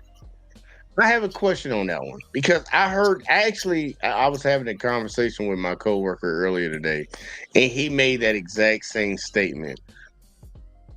I want to know where's the proof, or at least where's the like. It's already on the news. They've already activated.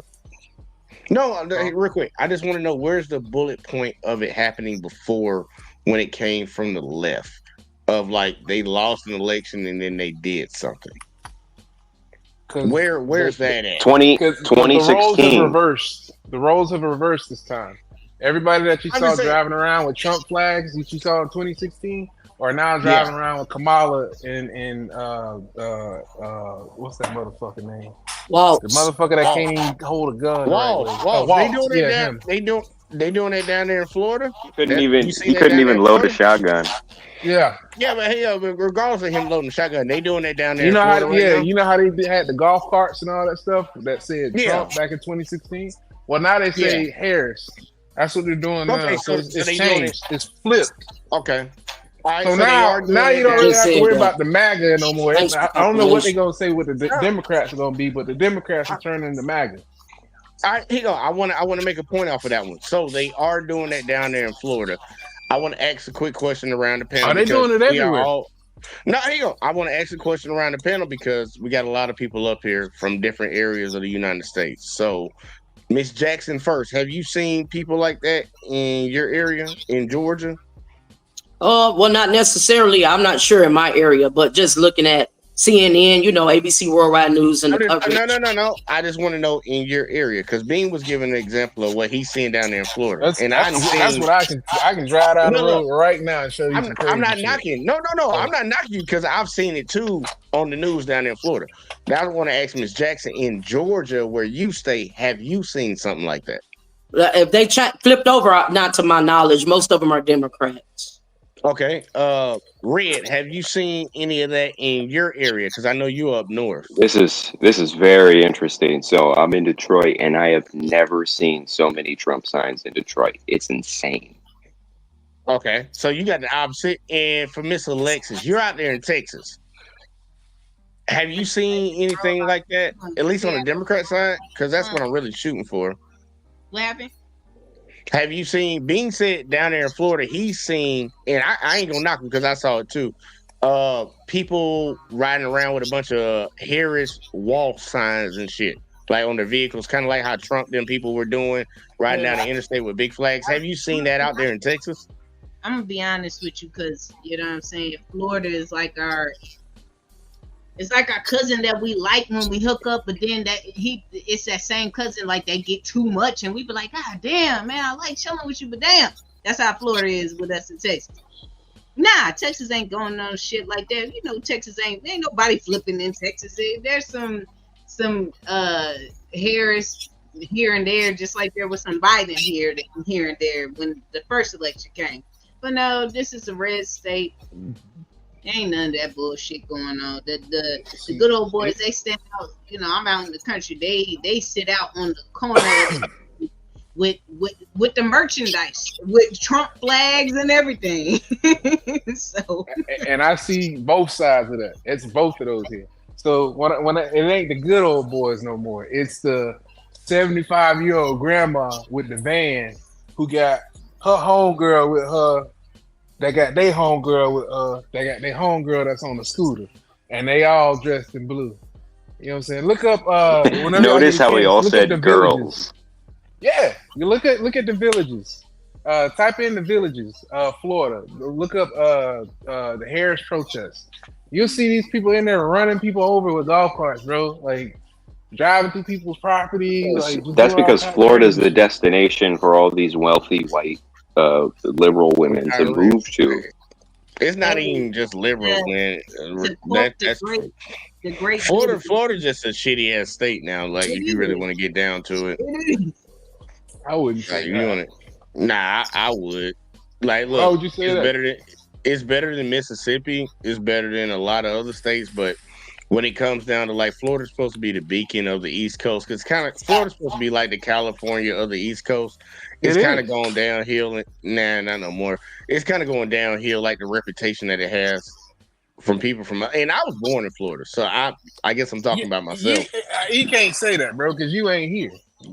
I'm saying, but I was born there. I get that, but 30 years ago, and now two different times, big dog. Yeah.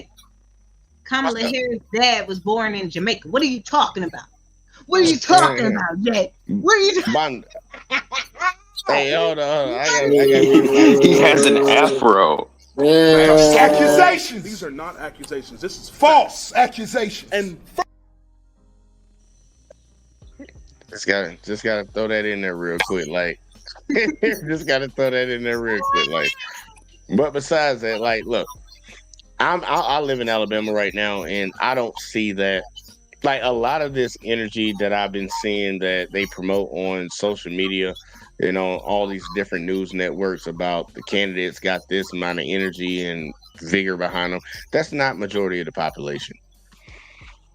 A lot of this shit is fucking put in our face to make us think. It's kind of like, how people see an artist or somebody that's connected to an athlete or some shit like that. Oh, they riding around in Rolls Royce and shit. They got all this jewelry on and shit. But in reality, it's like, man, that motherfucker broke as fuck. Bro. Even the polls have a slight bias because they're not reporting the data accurately. But it's strange in the polls right now. As the polls is rolling on, we already see who getting Iowa, Michigan, and Pennsylvania. Did you see that? What was it? NBC? What was the news channel? They already announced that Kamala Harris won. They accidentally released the election results too early.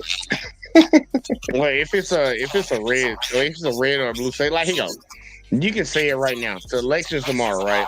I know they took early voting or whatever and things like that, but let's say they can already call a state like Alabama. It's going red.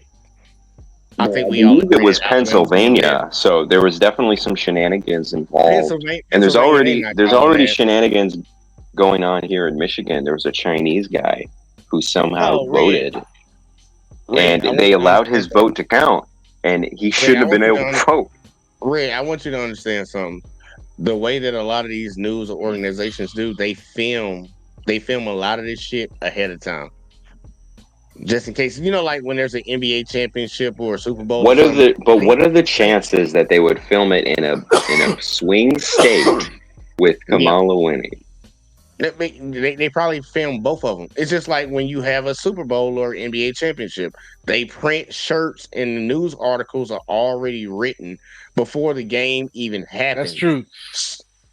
Like they That's true. Both sides. Where I graduated from, we sent the shirts when we lost. We sent those shirts to Africa. We sent them to some mission actually. They always send that shit. That's hilarious. So some Africans wearing that shit right now. Yeah, it's always some kid in Africa wearing fucking the Heat won in 2007.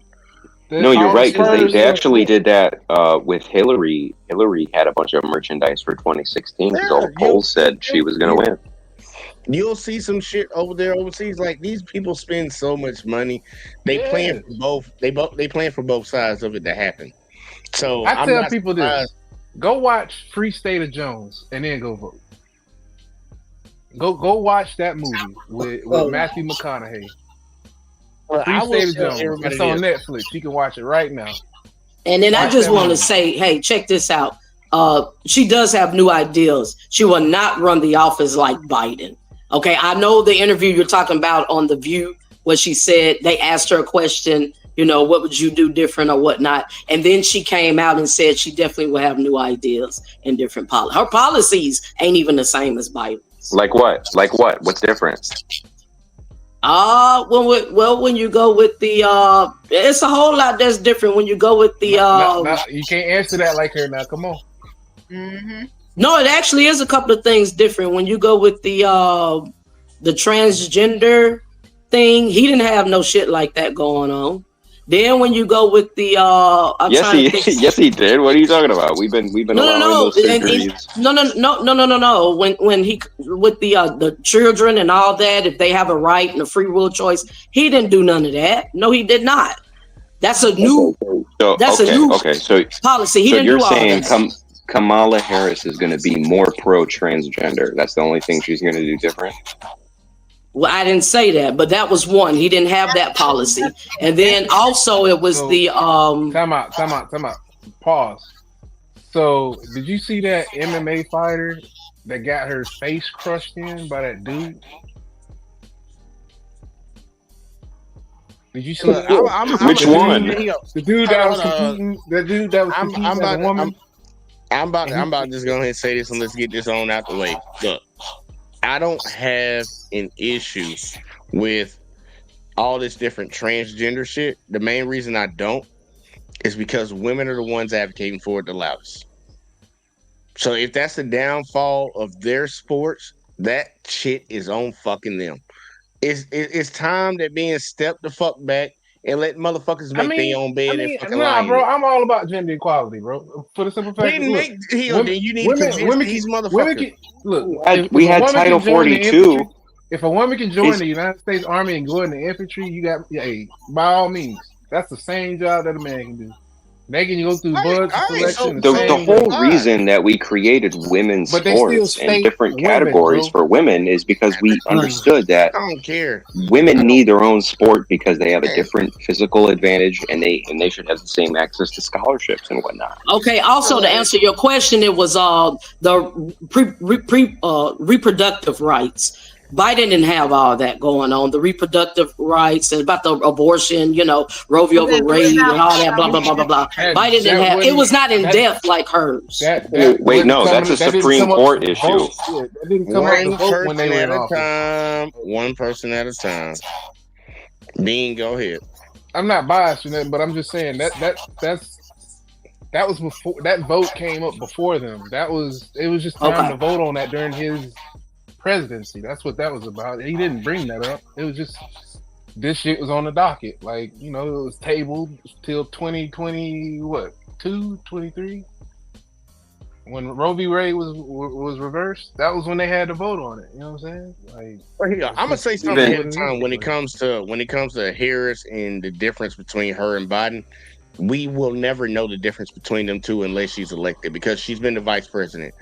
Republicans can't go from one side in the very beginning before they knew that she would be the candidate to say that she. Actually, I think we should take Harris by her own words, because she said she was in charge of this. She was in. I'm trying, Red. I had to meet you, bro. I know you might still be talking, but I had to meet you. We need to be real when it comes to what the Republicans were saying in the beginning. Harris wasn't doing anything. She's the border czar. She's not doing shit. Trump said it out of his own mouth. So she can't magically go from doing fucking nothing while she's a vice president to once she just one day became the nominee for the Democratic Party to look at all the things she's done. You can't switch it like that. We got to be real. I'm cool with telling everybody I know this bitch ain't black, and there's a lot of things about her I don't like. But we got to be real about the right too. We got to be real about the right. She can't go from being the person that was labeled that she didn't do anything. Wait a minute. Pause. So when you say she is black, are you meaning like I got a white homeboy? We're not Bean. We're not rehashing it. Hell no. We've been down that road. We done did it. We're not rehashing. I ain't been down that road. I'm asking. We're not going back. We're not going back. It doesn't matter. She can be black, brown, purple. Who cares? But she said out of her own words, "I was the first person." No. I'm not going down it. I'm not. No. I'm moving it on, Jay. So she said she was the first person in the intelligence room during the Afghanistan withdrawal, and she was the last person to leave, which means she supported the entire Afghanistan withdrawal under Biden 100%. That's fine. She's the vice president. That's right. She did it as the vice president. You're supposed to support whatever the president does. We will have problems in this country if you had your vice president going against what the president said. You know that. Everybody knows that. But wait, like Mike Pence. I don't know why everybody thinks that were made. She said that out of her own mouth. She was like, I was involved into a lot of decisions that were made. So when I judge you on how you're going to run the country versus how things have been going so far, I'm making an accurate judgment because you said that a lot of the decisions that was going on, you were right there by Biden's side helping with these decisions. So I like that, Alexis. I like that you said that. And this is what I want all Americans to do. If we're going to hold her to that task, hold her to that standard, then Donald Trump gets more. You talking about the Emperor's New Groove? That's what I call it. I'm just saying, like, if we're going to hold her to saying that she was in the room, she was a part of these decisions, then the economic downfall of this country, he has to hold that, right? He does, but I'm not. I can't talk about what. I'm gonna go more. I can go more. Talk about right now. Yeah, I can. I'm cool. Now you're doing whataboutism because we were just talking about Kamala Harris. It's not a whataboutism. It's about if we're taking these people at their word for what they said, then we gotta take them at their word for what they said. Well, Kamala just said that. She said what her policies was with the becoming new buyers and new homeowners with the $25,000 credit, and with the child care with about the $6,000. I mean, she just said what it was. Her policies were. Wait, hold on. Do you really think she will cancel medical debt? Really? Come on. Well, that's what she's endorsing. She couldn't even get through the loan. Define stuff that she's saying. Because that $25,000 loan that you talked about, that shit gonna be ate up in taxes. It's just not that.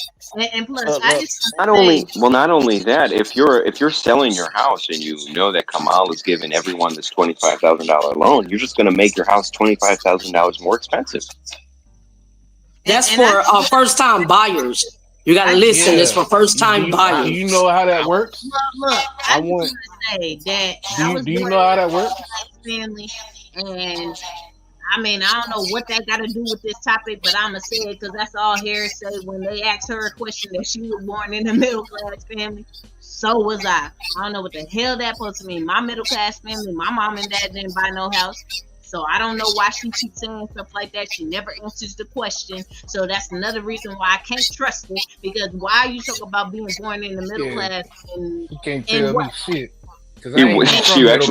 She wasn't really in the middle class, maybe in Canada, but when she moved to San Francisco, she had plenty of beach houses sponsored by Willie Brown. Man, look, who was her supervisor? Look, if something happened to Trump, I'm liking JD Vance because that's somebody that I can relate to off the strength. I can relate to JD Vance talking about his situation and what I come from a situation like that. I come from a broken home, a single mom. I come from that. And drugs and all that. Yeah. Well, she's come from a single home too. Her father didn't raise her; she was raised by her mother. They were married and they were divorced by the time she was 3 years old. Everybody need a trophy. I'm just saying, the middle class home, that's her relation. Look, I don't care about either one of the, their upbringings. That doesn't really matter to me in a sense because it really comes down to, can you relate to the people that you're going to be putting policy forth in front of them. JD Vance, I don't fuck with that dude at all because I think most ladies wouldn't want to fuck with him. He doesn't believe if you get raped, incest happens in your family, or your life is on the line. Yes, he does. He's for all the exceptions. He said it on Joe Rogan. Stop lying. He said those exceptions, bro. I heard he got mommy issues. I'm gonna put it like this. They said he said it on Joe Rogan.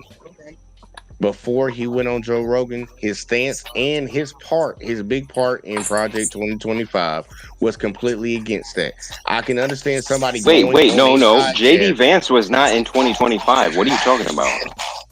JD Vance is Donald Trump's end to Project 2025. Thank you. Neither of them are associated with Project 2025.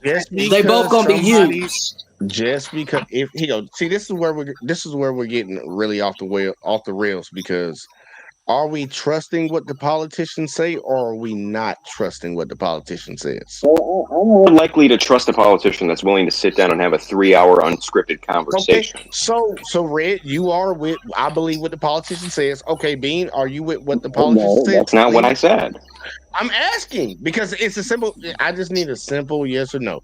Do you believe what the politicians are saying, or do you disagree? You think they're okay? Is everything a lie or is everything the truth? That's such a stupid question. It's a stupid question, dude. Stop. I'm asking, do you believe them when they say what they're saying? And I'm saying politicians in general. It depends on what they're saying. So you pick and choose what you believe and what you don't believe. Yes, I pick and choose based on the facts and evidence and prior record. I got you, Red. Bean, do you believe what the politicians are saying, or are you with Red? You pick and choose what you believe they say.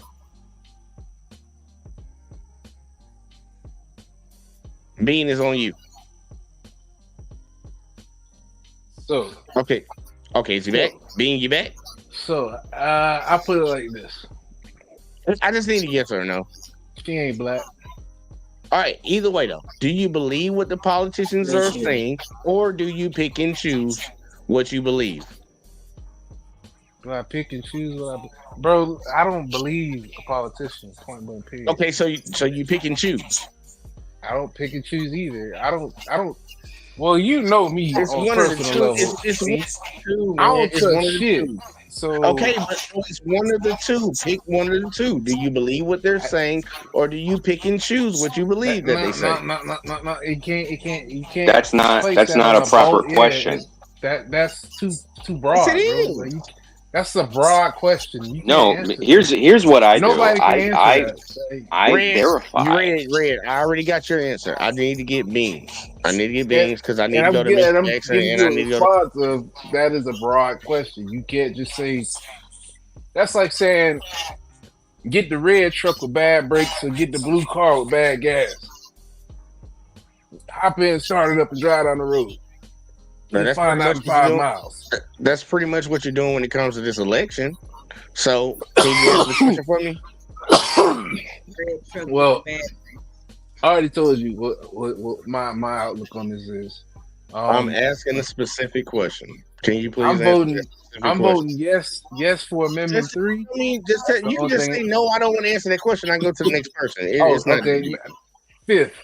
It's so broad of a question because you're asking if you believe what all politicians say. No, I'm going to Miss Jackson. Do you believe? And you can say no. I don't believe nothing that they say too. That's a third option. I'm sorry if you didn't think that was one, but do you believe what the politicians are saying? Okay, so now there's a third option. Okay, so okay, here you go. Let's Go. Let's start from the very beginning. Red. Do you believe what politicians are saying? Do you pick and choose what politicians are saying that you believe, or do you not believe what politicians are saying? Starting with red. I don't believe anything that I cannot verify. Okay, so you pick and choose. All right. Back to bean.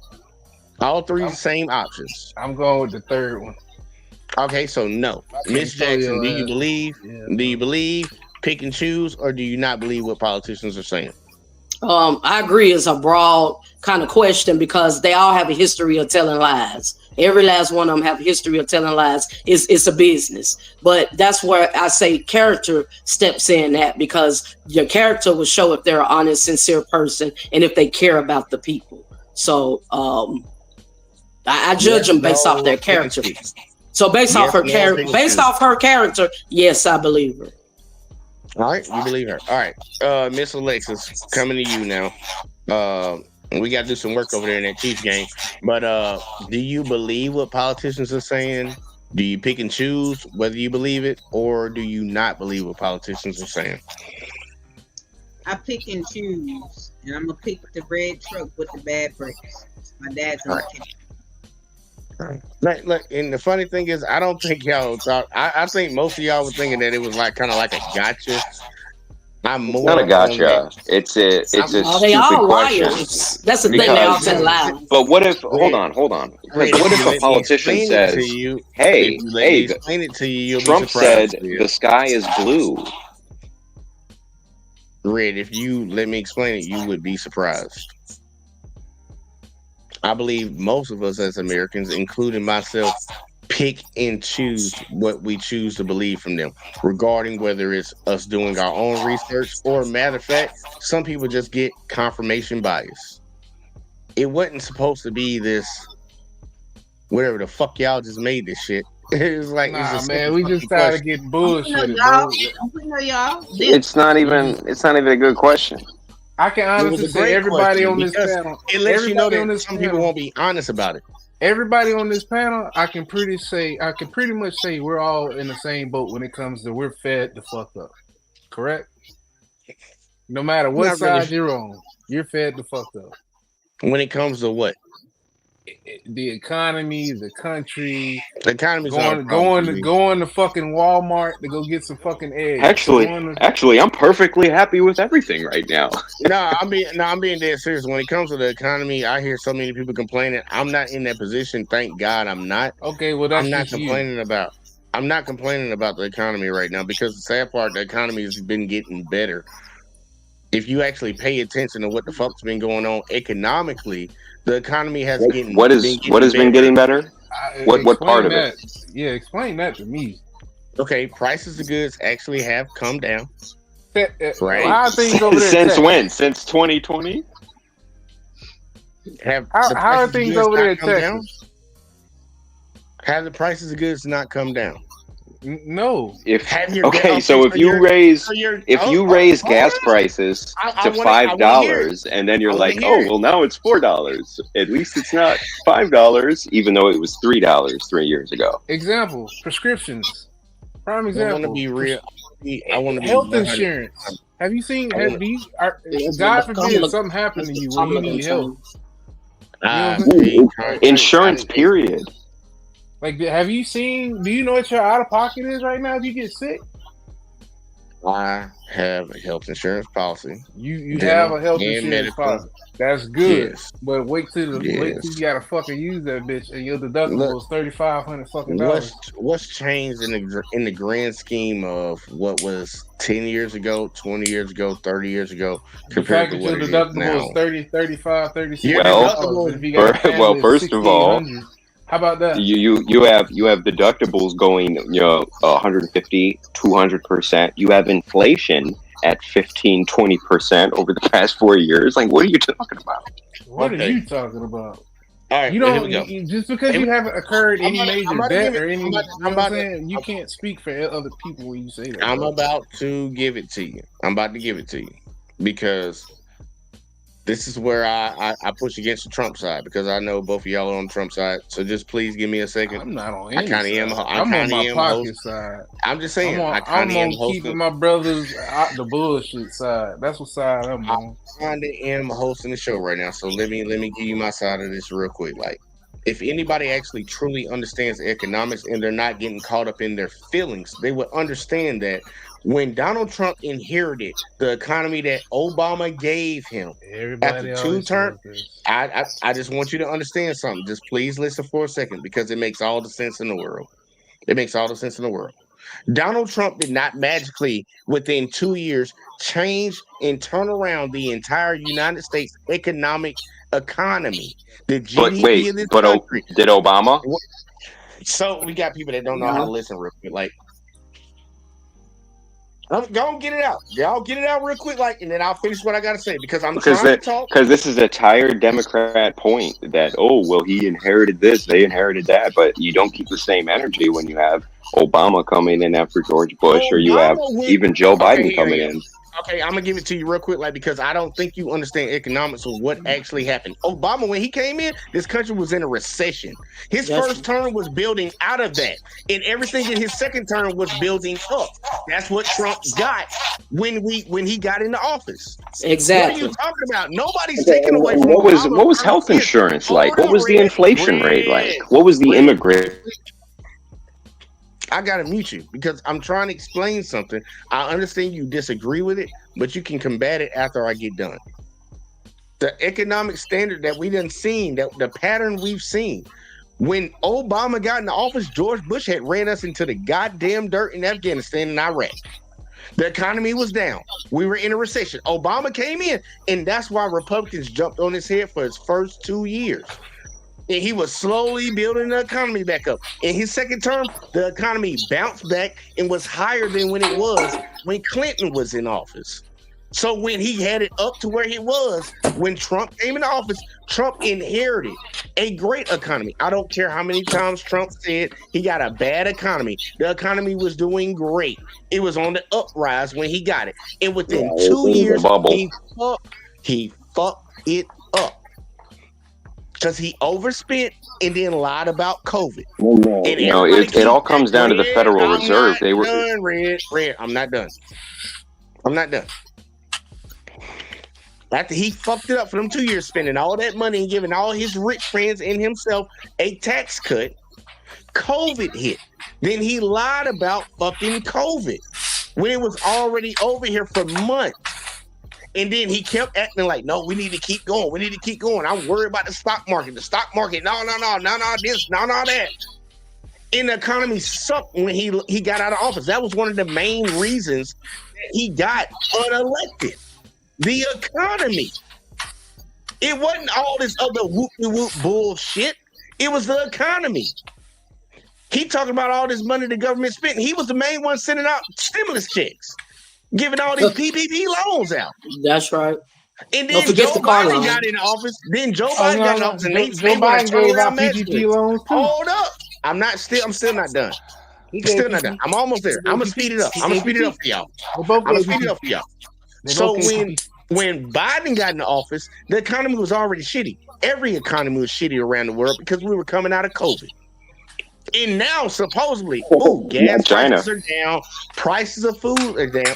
You can look it up, dude. The United States had the smallest inflation compared to every other country in the entire world. Absolutely not. Absolutely Look not. it up. We had record levels of inflation good under the dope over Biden there, For the presidency United compared to Donald States. Trump. For Yes, the yes, United and compared to the rest of the world, the compared to world. China, compared to Russia, compared to No. the EU and all the other economic powerhouses, I'd like to see you pull up the graphs. But it's interesting you ask this question about picking and choosing, because you pick and choose when you say, "Oh, Donald Trump lied about COVID," and he didn't. He said it wasn't it. He wasn't actually. Well, remember, Donald Trump was the first president in the entire world. Well, I just let you talk, and you're not letting me talk. No, He actually, I didn't finish. shut Red. down travel from China. See, what Red don't understand is, first off, I didn't finish, but I was gonna let you run with that. But you gonna say he lied about COVID? He didn't lie about it? Answer that for me, Red.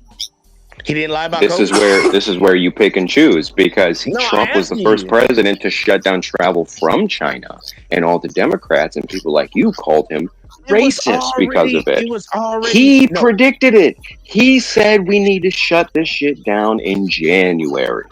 And then when he was listening to the experts, like all the Democrats said he should, he did what they said. He listened to Fauci, and that's kind of the reason why I'm not a big fan of Trump. But, you know, they'll pick and choose, and they'll say, oh, Trump said this and they did that. Trump actually listened to the experts. That's why he came out with the warp speed. That's why he shut down travel to China, even when Nancy Pelosi and Chuck Schumer said that's racist. And during the entire COVID pandemic, it was a state's issue. All the states shut down their own economies. It was not up to... Well, Trump was Exactly. COVID even happened in the first place. Nancy Pelosi was saying you should go hug a Chinese person in March and see and see how that turned out. And by the way, Nancy Pelosi, she's like tripled her net worth from her stock trading. And her husband, she's an expert insider stock trader. Compare that to Trump's net worth, which has only gone down over the years. And they'll say, oh, it's because he's a bad businessman, or maybe he has actual Americans in mind when he's making these policy decisions. And furthermore, when it comes to inflation is only and only this, an increase in the monetary supply. It comes down to the Federal Reserve printing money and the American government requesting money. If you look at the inflation rate under Trump's presidency, it was considerably down compared to Obama and Biden. And that's why when we had Biden, we saw all these eggs, gas, everything go up. And under Trump, we had $2 gas, we had cheap groceries, this, that, and the third. And everybody became fucking chicken farmers. Hey, look, you know what the funny thing is? Red disregarded his own point that he made earlier, and that's why I ask questions, and I make sure I remember them also. Red, we talked about economic policies that presidents put in and how fast would they take effect. You talking about Joe Biden caused inflation when Joe Biden came into office and there was already inflation. He didn't cause it. I said the Federal Reserve called it inflation. I'm about to go through all of them. Under Joe Biden. Wait, we can use this right up against you, because you said Obama inherited a good economy, but the economy bounced back in the end of 2008 and 2009, which is not 2 years before. Say that again. Okay. Say that again. Okay, so if you're using this example, hold on, because you said Obama inherited a good economy. Good? I never said that. A bad economy. I misspoke. You're saying bad Obama economy. Inherited a bad economy. Yet the economy bounced back in the end of 2008 and 2009, which is before that 2-year answer I gave you before. So what year did Obama get elected? This precedent. What year did Obama get elected? 2008. 2 years from 2008 is 2010.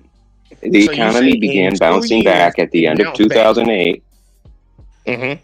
No, you were about to use my answer I gave of 6 months to 2 years to when a president's economic policies begin to take effect. If Obama inherited the worst economy on planet Earth from George Bush, it wouldn't have taken effect until 2010, but that wasn't the case. Red, you might want to go back and look at the economics. And I didn't say that it bounced back within 2 years of Obama getting into office. I said at his term, not 2 years, second term, he got the economy back. But it did. No, it began bouncing back at the end of 2000. You can rewind the tape. That's what I said. I'm not talking about what you said. I'm talking about what actually You just happened. told me I said something that I didn't say. No, what you were saying, what you were going to bring up, how I said it takes 6 months to 2 years for an economic policy to take place, and you were going to use that against Trump and saying Trump inherited this great Obama economy. It depends on what your definition of recession is, because they change that every year, if you notice. No. What the federal government at that time considered a recession? No. I'm not sure, because they change it depending on. Okay, well, guess what? They changed the definition when we were actually in a recession in 2022. See, we cannot be revisionist history. Well, what I'm saying is you can't trust that definition of a recession, because it depends on who's the president. They will the Federal Reserve will change the definition of recession depending on who's the president and who they like. Janet Yellen has done this several times. Red, we can't keep jumping around from time period to time period to make an argument. We need to stick at one period. I'm sorry, you can't understand several timelines at once. What I'm saying is the Federal Reserve. Red. That's not what you're not getting it. You can't keep jumping around talking about they changed the term. I'm talking about at the term at that time. When we were talking about Obama, right?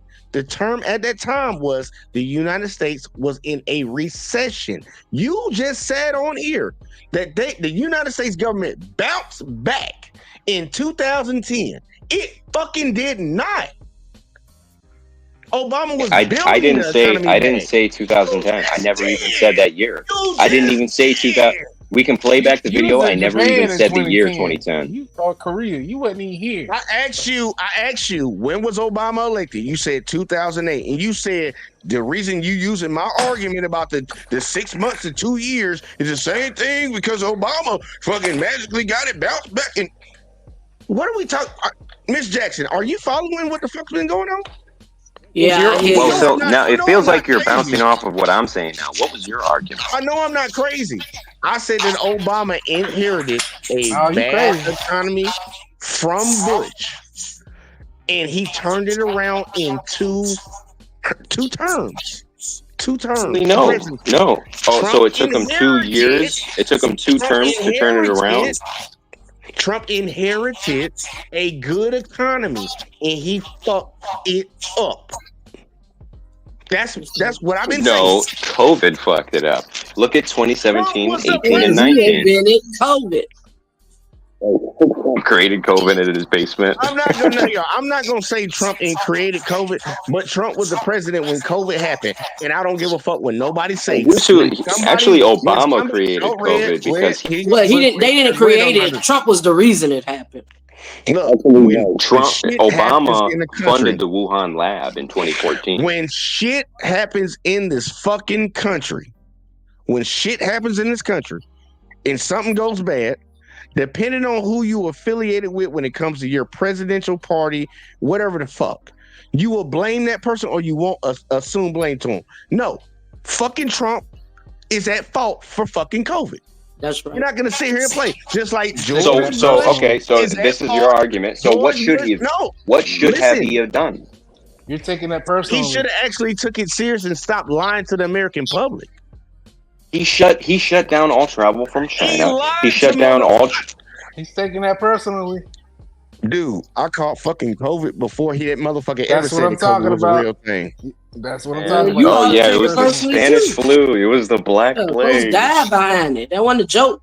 I'm not cool with motherfuckers lying to the They said like 20 million people were gonna die. They said it was the Black Plague, and we have to shut everything down, or everyone's gonna die. I know a lot of people. I know a lot of people that die from the flu. I know a lot of people that die from diabetes. Well, but you don't see us locking down the country over that. Hey, look, I'm perfectly fine with him. I'm Red. I'm cool with you having that mindset of you don't really give a fuck because people die from other shit all the time. When it happens to you or it happens to your family, I want you to keep that same energy.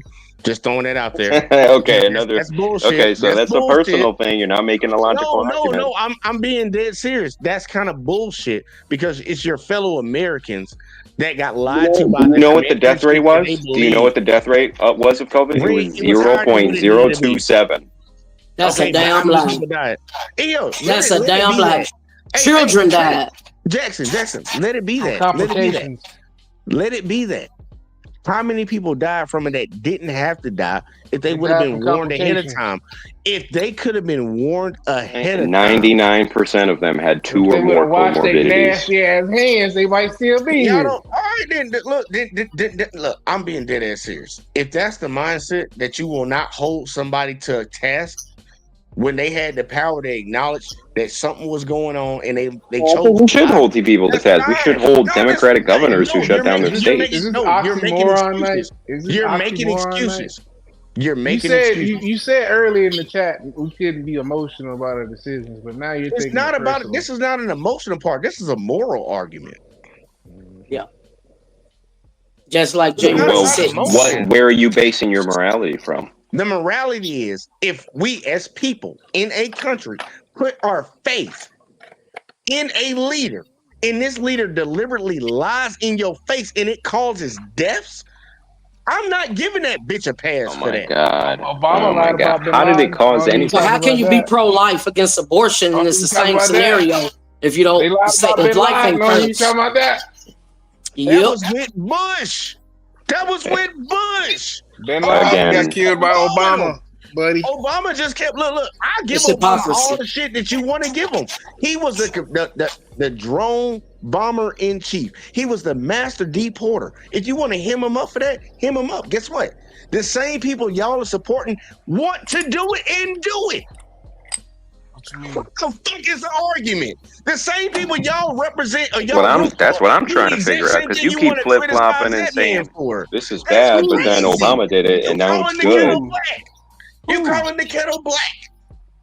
I ain't calling the kettle shit. Y'all want these motherfuckers to bomb. You want these motherfuckers to bomb people in other countries. You want them motherfuckers to deport everybody. No, I don't. And you I trying to don't hold think it we should against have a Obama? single military base outside of the Obama did United it. States. Man, Obama was the best president that all y'all done seen in y'all fucking lifetime.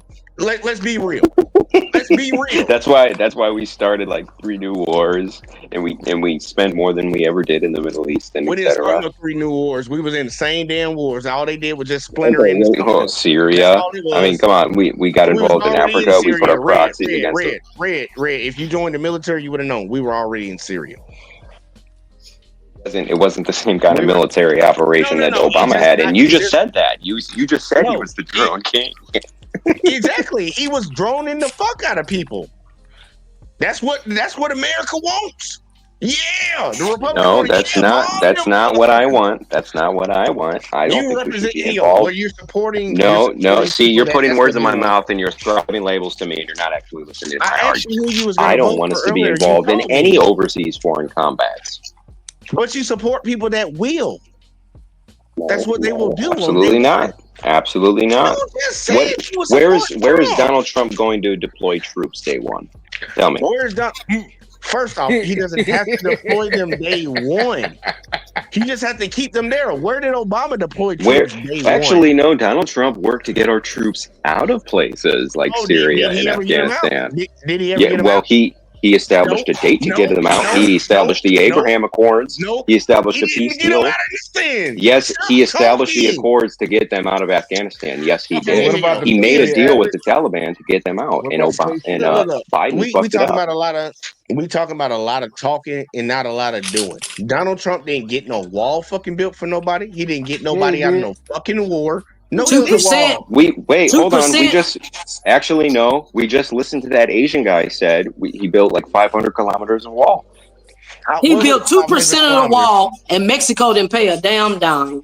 What was the 500 kilometers? Joe Biden said I wouldn't have student loans, but here we go. People have had their No, he has a law that's covering that.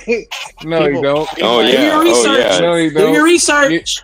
Your shit goes into default. Fucking Just like the medical. Just like the medical. He's on it. He's on it. Check it out. Okay. All right, here you go. Because Let's be real. Americans are so free of their student and medical debt now. Look, first off, Donald, when it comes to Joe, like, look, regardless of how I feel about Joe, his I can't get it crime bill done. ass, regardless of how I feel about Joe and his crime bill ass, because I don't like the old dementia motherfucker. he actually did forgive student loans for some people.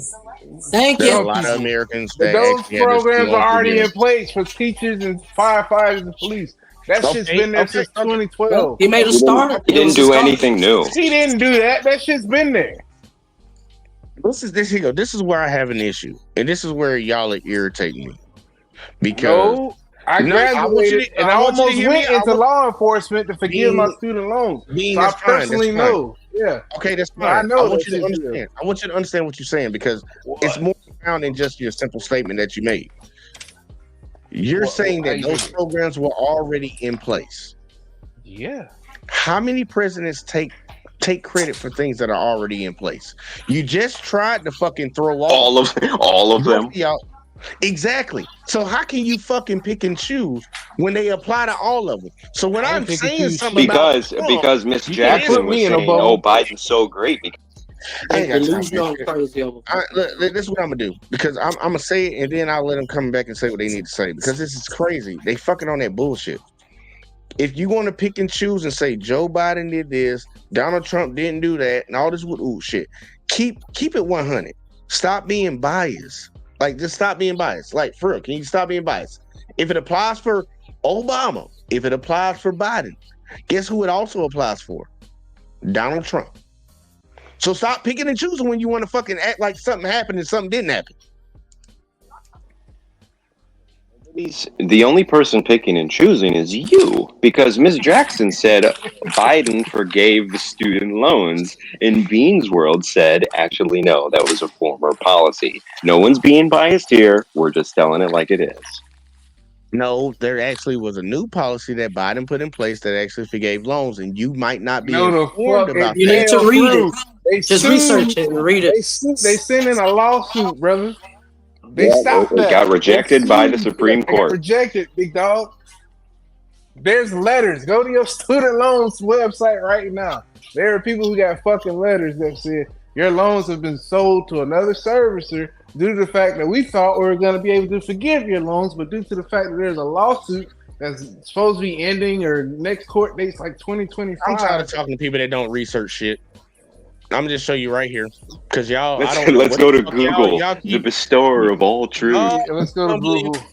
Y'all not listen. Y'all don't keep up with what the fuck's going on. So I'll let y'all read that. Miss Jackson, you want to read that out loud for them? Let's see here. This relief has a student loan for forgiveness been approved. This relief, which is the result of significant fixes that the administration has made to the public service loan forgiveness program. That's what the fuck we've been talking about. Brings the total loan forgiveness approved by the administration to over $175 billion for more than 4.8 million Americans, which includes $74 billion for over 1 million. Now What's look the up date on what that? a What's the date on that? look up what What's the a date on that? PSLF loan is for. What Fuck the date date. does that say? Look What up date does what that that's say? for. You guys don't even know what a PSLF October is. 17th, 2024. Okay, that's good. Now look at what that loan is for. Now look at type in what that is. Look at what it is. Oh, you want me to copy that and type it It in? says Biden-Harris administration approved. No. Type that There in. you go. There you go. I got you. Because obviously y'all ain't been looking this shit up. No, I'm telling you. No, what the y'all fuck haven't I been got in looking the this shit mail. up. All right, well, give me $29,000 then, because that's what I got left. No, you haven't Well, been. ask Kamala. You've been. A lot of y'all, and this is one thing that gets me, especially with my folks that be on the right. Y'all don't fucking Qualifying. look shit up. Click on Y'all don't look shit qualifying up. right there. Qualifying. There It you go. says No, all this roll shit. back down. No, Apply for fuck that. loan Roll back down. forgiveness. No, Apply roll back Show down. the eligibility. qualifying public Because- services. There you go. What do we say you have to do to get this program? What do you have to be? A teacher? Emergency services? Yes. Okay, this shit has hold been on. What was the point that we started at? He has That a shit has student been loan there. forgiveness program. Y'all say he ain't forgave shit. Now you want to talk about, well, you got to be this or He you got to be didn't that. forgive Is shit. it Because That program true? has been there. this program has always true? existed. That's a lie. Y'all just keep That's a moving. damn No. lie. No, that's the Y'all truth. moving the goalposts, Because man. it got Y'all placed moving on the your goalposts. credit years No. back. And it was never forgiven. Nobody's moving the goalposts. We've been saying the same exact thing. It was never tried forgiven back in the it's day. crazy. He tried to articulate. You be a good lawyer. You tried to articulate this big ass story, and you just went in fucking circles just to wipe your fucking ass. If you want to break it down, if you want to say it's only for specific jobs, which y'all said he didn't do nothing. All right, so let's say civilian. I've been service, saying that the military. entire time, son. What are you talking Okay, about? well, guess what? So he obviously did something, but civilian service. No, to this has military, always been there. Wait, what did he actually do though? These loans were forgiven. He put it into effect. Something nobody else did. Trump damn show didn't do it. What are you talking about? Trump damn show didn't do it. These programs have been in place since Obama. Dude, this shit is so crazy. This don't even make no sense. But here you go. Obama created these programs. What are you talking about? I'm glad that. So if We somebody did it, Joe. if somebody creates a program, We and then did it, somebody Joe. else- if somebody creates a program and then somebody else comes in and puts more funds into it and actually opens it up for The more funds are gonna be there opportunity- anyway. More funds. What does it matter if you put more funds if it's already being forgiven? Hey, babe, can you say it for me one time? Maybe we it did it, wasn't Joe. doing the job it needed to do. We did it, Joe. I'm not even gonna say what I really think with that shit. It's really sad because we got people in America that are really oblivious to what the fuck is going on, and they got a fucked up way of thinking. No, you But it's are cool. oblivious. You just showed it on the screen. What are you talking about? And the proof is in the pudding down. If It's right there. No, the proof. No, the proof is what he just showed you. You don't need to smoke that shit. Yeah, no more. in You your can throw face. that away. Make it In make your sense. face. If people were waiting and hoping and praying to get their student loans forgiven, and there was a program that was already there that was not forgiving their student loans, and then this new But it program- was. What are you talking about? This program was. My cousin was a lawyer and a Why were the substitute student loans teacher. forgiven then? What are you talking Why about? was She it was a wrong? teacher so she Why- can get her fucking loans forgiven. What the then- fuck are you then talking why- about? Okay, then what changed for all the people who finally got their student loans forgiven once Joe Biden them passed their bill? That's What you talking that's a about? good That's question. It was a new bill. Because there was no, exactly. It's a new bill. She was a Okay, teacher, so she senile Joe qualified wrote under his pen Biden's down in the administration. pen. Okay, so what No. actually changed? He was a teacher before That it Biden. was effective, that they could actually get, they could be forgiven. She became a teacher to get her loans Already, forgiven. it was already forgiven though. No, it wasn't. Already there. Read it No, right it here. wasn't. Somebody want to read that? Okay, so Biden-Harris administration approves additional $4.5 billion in student debt relief for An 60,000 additional. public service workers. Line, cuz. They approved an additional. So basically, what they're saying is we added money to this thing that we already have money in for something that we've already been doing. We did it, Joe. I don't think y'all No, it understand what I was saying. You really, Man, I don't think y'all get it. I really don't think y'all Hey, get hey, high five, You Red. want it. You want us there to- were no loans being forgiven before this. Yes, What they are you were. talking about? That's a lie. What are you talking about? No, you a lie. These people have there's people been had student loans since the 90s. That's Yes, followed they them their did. whole lives on their credit. Okay, and they're not one of those workers.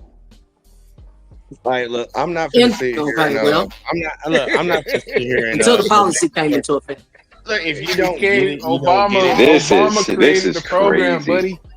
buddy. Look, if you don't get it, you don't get it. In the grand scheme of things, like, okay, look, we I already really had- don't get it. We had healthcare already in this country. Watch Obama Free came up State with a Jones. new way to add more people to get No, covered. Obama made under it the worse. existing- Under They should have the gave us universal health care is what we need. You remember? If you want your health care plan, you could keep your health care plan. I'm trying Obamacare is the worst thing that ever to be existed. respectful, man. I'm trying my best to be respectful, but y'all It's need to respect the expensive. platform. You know how expensive Obamacare is?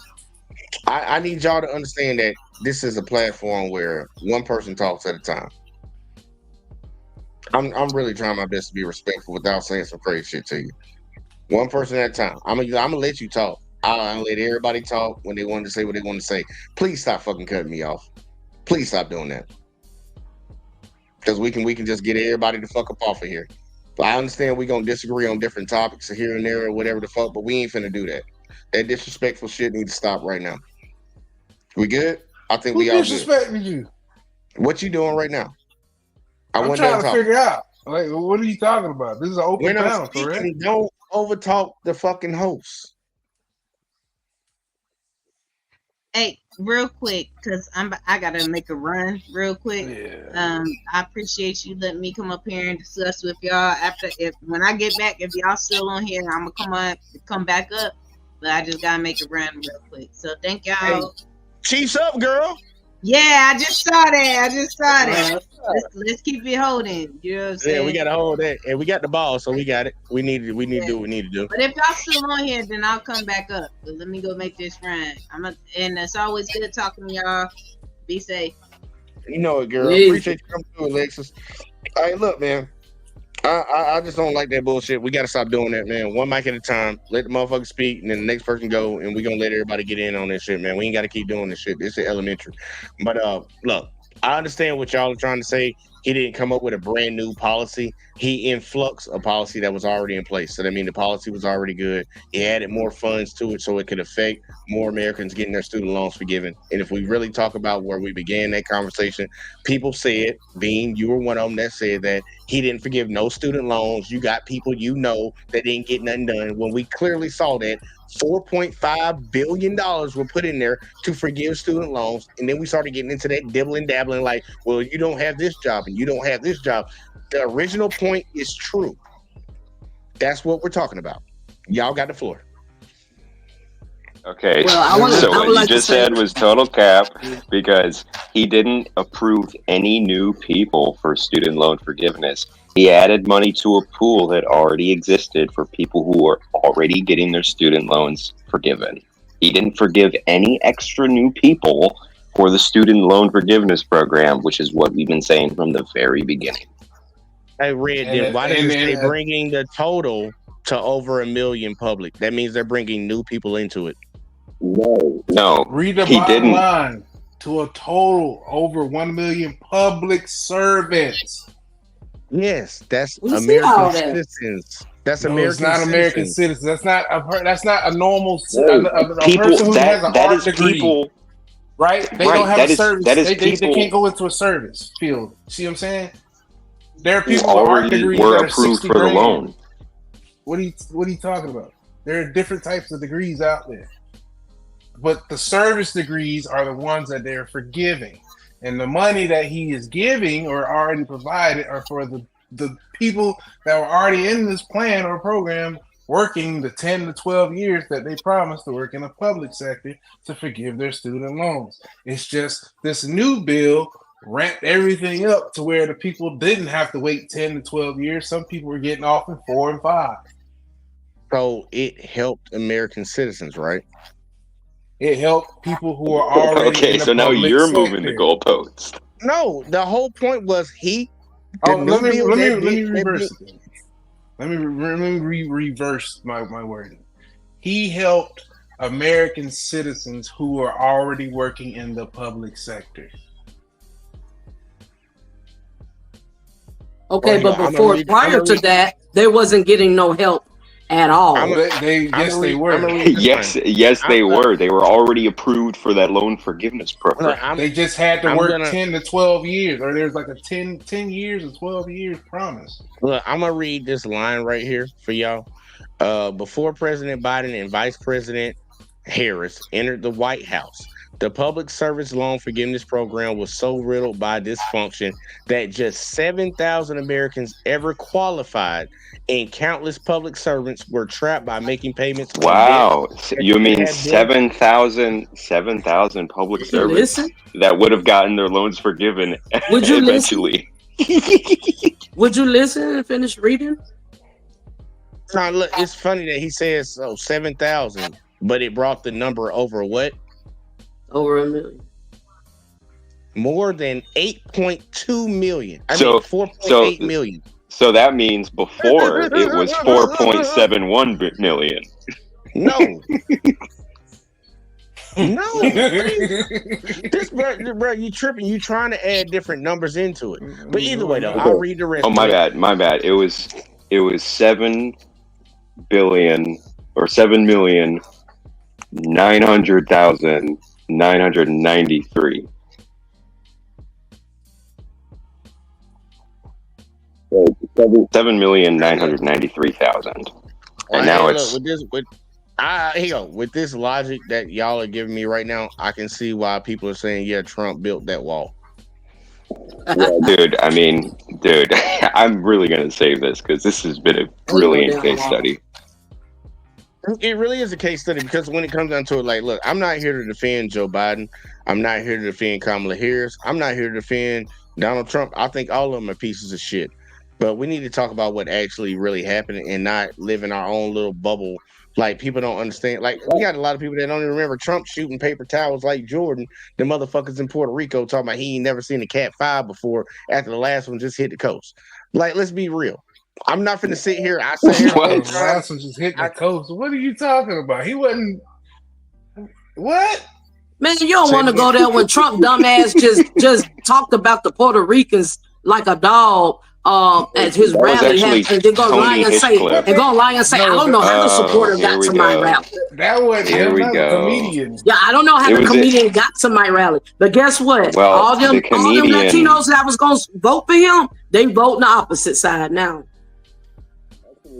Actually, no. Every Puerto Rican I know is for Trump. Look, we can say That ain't what they said on CNN. Look, we can say CNN must be true. News. It doesn't even really matter because if you listen to what actually Red said, he said all the Puerto Ricans he doesn't know all Puerto Ricans, so that's neither here nor there. Well, you can It's look up the Hispanic population, and they have a heavy swing towards Trump, even compared to 2020. The Hispanic population is heavily, especially Puerto Ricans, Hondurans, and Cubans have always been super Republican. That's fine and dandy. We will see tomorrow. The whole point of this show is to talk about the candidates and talk about what they actually stand for. We will see tomorrow how America chooses to vote. Like you said, you're not voting. How Dominion chooses to vote. Not voting. Like, I think Bean is probably the only one up here that is going to vote. But we're up here just to discuss the candidates. Other people are going to be putting their own votes forward. It doesn't matter about what the fuck. Who will you vote for? Because we're not going to go out there and do it. Like, we're not. Mine's is not by choice. We should discuss the shenanigans a bit early on, because in Alabama, your state, for example, they found like over 3,000 illegal immigrants that were registered to vote illegally. In my state, Michigan, they found a couple people who were voting illegally that weren't supposed to. In California, you don't need an ID to vote. And in Pennsylvania now, they're finding these ballots with these weird dots in the Kamala Harris box. No, what happened in Pennsylvania was they set the ballots on fire. No, that was Washington. Can we look? They did it in a couple states. Can we stop going with reports of something without any factual evidence behind it? Because it's not a report. Alabama did discover. You can look at the Alabama Secretary of State. They did discover. I've looked at that already. I've looked at it already, and that shit was false. What was false about it? Google it. They were lying. They found they exaggerated the number of what they thought it was, and then on top of that, these people were not registered to vote for the president. They were allowed to vote for state and local. They were allowed to vote for state and local. They weren't allowed to vote for the president, just like people. Okay, in Puerto Rico. Okay, great. So, is it true that you don't need an ID to vote in California? Yes or no? You shouldn't need an ID to vote anywhere. Well, they required it. You have to register. That's everywhere. You register to vote. I don't think you need to have an ID to goddamn. Hold on. So you don't think you need an ID to go to the voting booth? That proves your identity and registration. No. Okay, but if you let's say I registered to vote 6 months ago and I show up to the voting booth without an ID. How do they know it's me that registered to vote? You need to be able to write your social down on that goddamn shit. But I don't believe you should. Anyone can write a number down. You need an ID to buy a pack of cigarettes, bro. Yeah, but guess what, Red? Do I have your social? I didn't need ID to go into Kamala's rally. So the Social Security office was hacked 3 months ago, suspiciously, and a bunch of social numbers got out. Get hacked. Look, the only way I would say Well, your ID card can't get hacked. You bring your ID card to the poll. That proves you are who you say you are. Well, here you go, Red. Here you go. This is what we need to do then. If we want, because I know a lot of Republicans are for voter ID. If that's the case, then it needs to come out of taxpayer money. A lot of Democrats are too. Now, I just said, don't get it out your system because I wasn't done talking, but go ahead. I'm not sure what your argument is. Your argument is that we shouldn't have an ID to vote? My argument is, can I say it first before you cut me off? Yeah. Okay. And I'll say, if any party wants voter ID, the government is going to have to pay for it, which means it's going to come out of our tax dollars. And that should be free to all the citizens. They shouldn't have to pay any extra tax to get it. If the government wants to do that, then What money would you have to pay? It would cost $0 to show your ID. Red, if you got to go get your license renewed, do you have to pay a fee? And it's already a crime to not have your ID or your driver's license if you're driving. Yes, it is.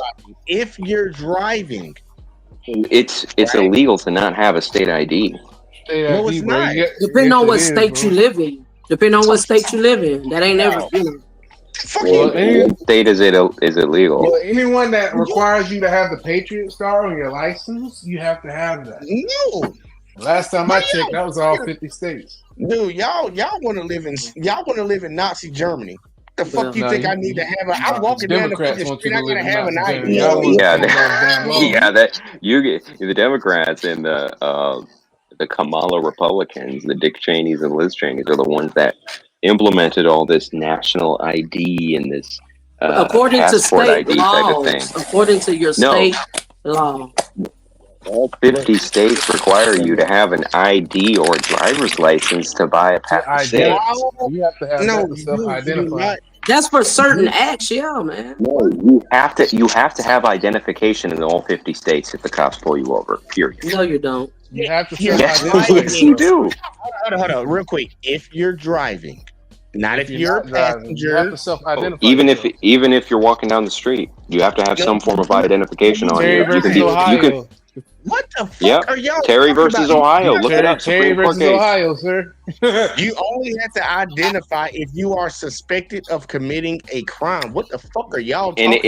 If you are suspected of committing a crime, that means that they can ask for identification. And if you don't have identification, you can be tried or fined for that. You have to have identification in all 50 states. Period. Red, what you just said is you have to have an ID if you're walking down the street. No, the fuck you don't. Yes, you do. No, you don't. Yes, you do. But maybe in your state. No, they just don't know the Constitution. They don't know the Constitution. They don't know the Constitution, and they part of the party that's supposed to know the Constitution. All right. Now, fuck that. Turn your camera on, your GoPro on. I want you to go outside and walk down the street and flag down an officer without your ID in your pocket. They ain't got to have no ID. They don't have to have ID to identify you. They just call a fingerprint. They can fingerprint your ass and identify you. They don't need a damn card. Jackson, don't go to that. Don't even go to that. No. Guess what? No, maybe you should need a fingerprint to vote. 9 times out of 10, they're going to detain you and handcuff your ass. You tell them that. Yeah, in your state. In your state, like I just said. Look, it's against the law. Well, here's the crazy part. If you need an identification to get a tattoo, to buy alcohol, why shouldn't you need that to vote for the president of the United States, the highest office on planet and I Earth? went to see Kamala. Kamala. All I did was show my registration, and they didn't even look at no fucking ID. You went to see it. So that proves you ain't got to have the damn vote. That makes sense. Look, I didn't say that. You ain't gonna have to show it to go see Trump. I wonder why all these fraudulent ballots keep getting sent in Michigan. You wouldn't have to have it to go see Trump. Look, I'll just put it like actually, my friend went to a. Like I said in the very beginning, if people want folks to have an ID to vote, then the state needs to fund it, and it should not be an extra tax on the citizen. I don't have a Dude, problem with what is being funded? It doesn't cost any money. Dude, if you go and get a state ID, they charge you a fee. That is a tax. We already pay for that money. It already costs money to get an ID. So Everyone, I'm saying, most 90% of people have IDs, dude. Red, do you not get what the fuck I'm saying? If the state wants you to have an ID, they need to mail you an ID for free. They don't just give you a driver license or a state ID for free. It costs like $8. Damn. What a drag. Red, it should be free. Red, it should be free. Okay, Unless so it's well, free, if you it shouldn't be unless it's free, it should not be an issue. Unless it's going to be free, because guess what? All you're doing so that's your problem is that it's not free. It costs $8.99 to buy an ID. Red, So you don't that's your understand issue with it. shit. Red, you don't understand the historical evidence of what the fuck you saying, because all you're doing is trying to institute a poll tax. Dude, it's not a poll tax. Most Americans have an ID. Most Americans already have an ID or a driver's license. We don't talk about the exceptions, remember? We don't talk about the exceptions. We ain't talking about the exceptions. Yes, when I turned 18, I got a state ID. It cost me $8 from the state of Michigan. Yes. You went and got one. You didn't have one. You went and got one. Guess what? If you want to When I turned 18, I went to the Secretary of State and I got my identification. Now, most you don't go to the Secretary of State to get no ID. You go to the DMV. What the fuck you talking about? that's what we call it here in Michigan. But as soon as you turn 18, you either get that, or when you turn 16, you get your driver's license. That's a form of identification. Why shouldn't you have to show that to vote?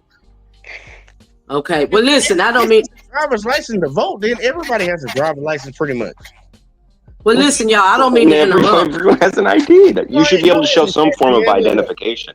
Driver's license is a form of ID. Get up out of here, man. Look, we better get up out of here too, anyway. Yeah, thank you. Final thoughts, because I'm trying to jump on the rally. Yeah, final thoughts. I didn't want to jump off. I was just gonna say if you didn't get to the final thoughts, I was gonna go ahead and give mine. Yeah, let me start with you. You final thoughts first. Okay, thank you. I did enjoy the show. I always do. I'm just moving forward. I'm staying focused on the main goal, and that's we at the day, we here at the bottom line, and see who's going to get the election tomorrow, and see what the outcome, the aftermath will be as well. So hey, we will see, and that's where we at right now. So yeah. All right, now, man, I appreciate you, man. Next, we go into Bean's world. We're gonna get Bean. I'm gonna let Red get the final thought on everything. Sir Bean, final thought, sir. And Uncanny said hey to you. Yeah, he said hey. And shout out to Brick Slinger. I saw Brick Slinger in the chat. Y'all, I got away from y'all chats. I know. But Bean, is Bean back? Bean ain't back yet? All right, we're going to Red. This has been a pretty fun show. I think I'm going to be using this as a case study from here on out on the American voter perspective. I didn't know people like this actually existed, because I go outside in my day-to-day life and I don't actually experience these opinions. So it's kind of like I'm on a safari here. But like you guys said, we're going to see what quote unquote America decides. Are we going to have a orange-haired white man bombing other countries, or is it going to be a quote unquote black woman bombing the other countries? I think it's more convenient to have a black woman bombing the countries, because at least we can be diverse while we do it. You know what I'm saying? And that's what I think the establishment as a whole wants. But at the end of the day, I'm not really that emotionally invested in all of it. I think either way, we're probably going to war with Iran. We're probably going to have a serious economic recession in 2025, regardless of who's president. So this is, the greatest theater act. This is the Royal Kardashian of American politics. And it's going to be fun. But, don't get your hopes up, guys. We're not going to have the results of the election tomorrow. It's probably going to be another 80 days of chaos, another month or two of shenanigans. But thank you for having me. I'm Red Illusion. You can find me on Instagram. I'm selling my art, Red Z Illusion, and I'm on SoundCloud at Red Illusion. Hey, y'all go. Make sure y'all go check out his art. I know we've been up here arguing and going back and forth and all that shit. Y'all go check out his art. I actually like some of the shit. I went over there and clicked on the Instagram link. I like some of the shit you done did. I might have you draw me something. But next up, we going to Beans World. Final thoughts. Yeah, hello. Can you hear me? Yeah, you good. Hey, man, yeah. I really don't care who win tomorrow. They ain't got shit to do with me. I am going to vote for Amendment 3.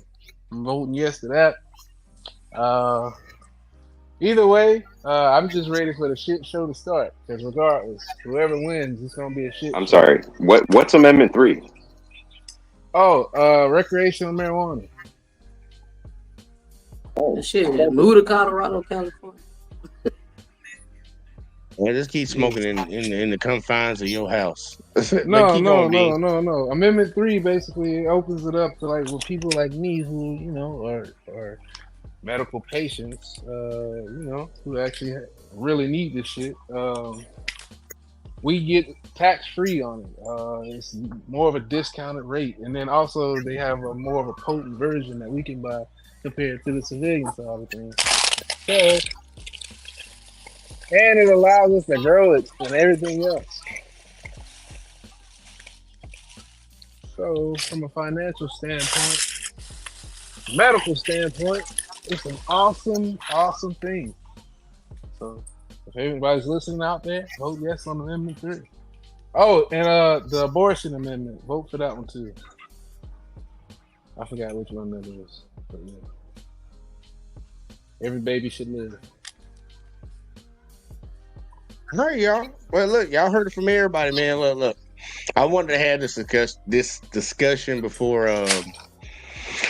the election popped off tomorrow, because we're going to see what America decides. Yes, Red, we're going to see what America decides. I know you think it's some conspiracy. Either way, neither here nor there.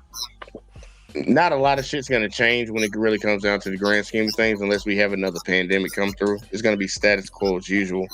But I'm really ready to see what Americans pick. And we can have our political beliefs when it comes down to everything, but let's be real. We agree on more things than we disagree on.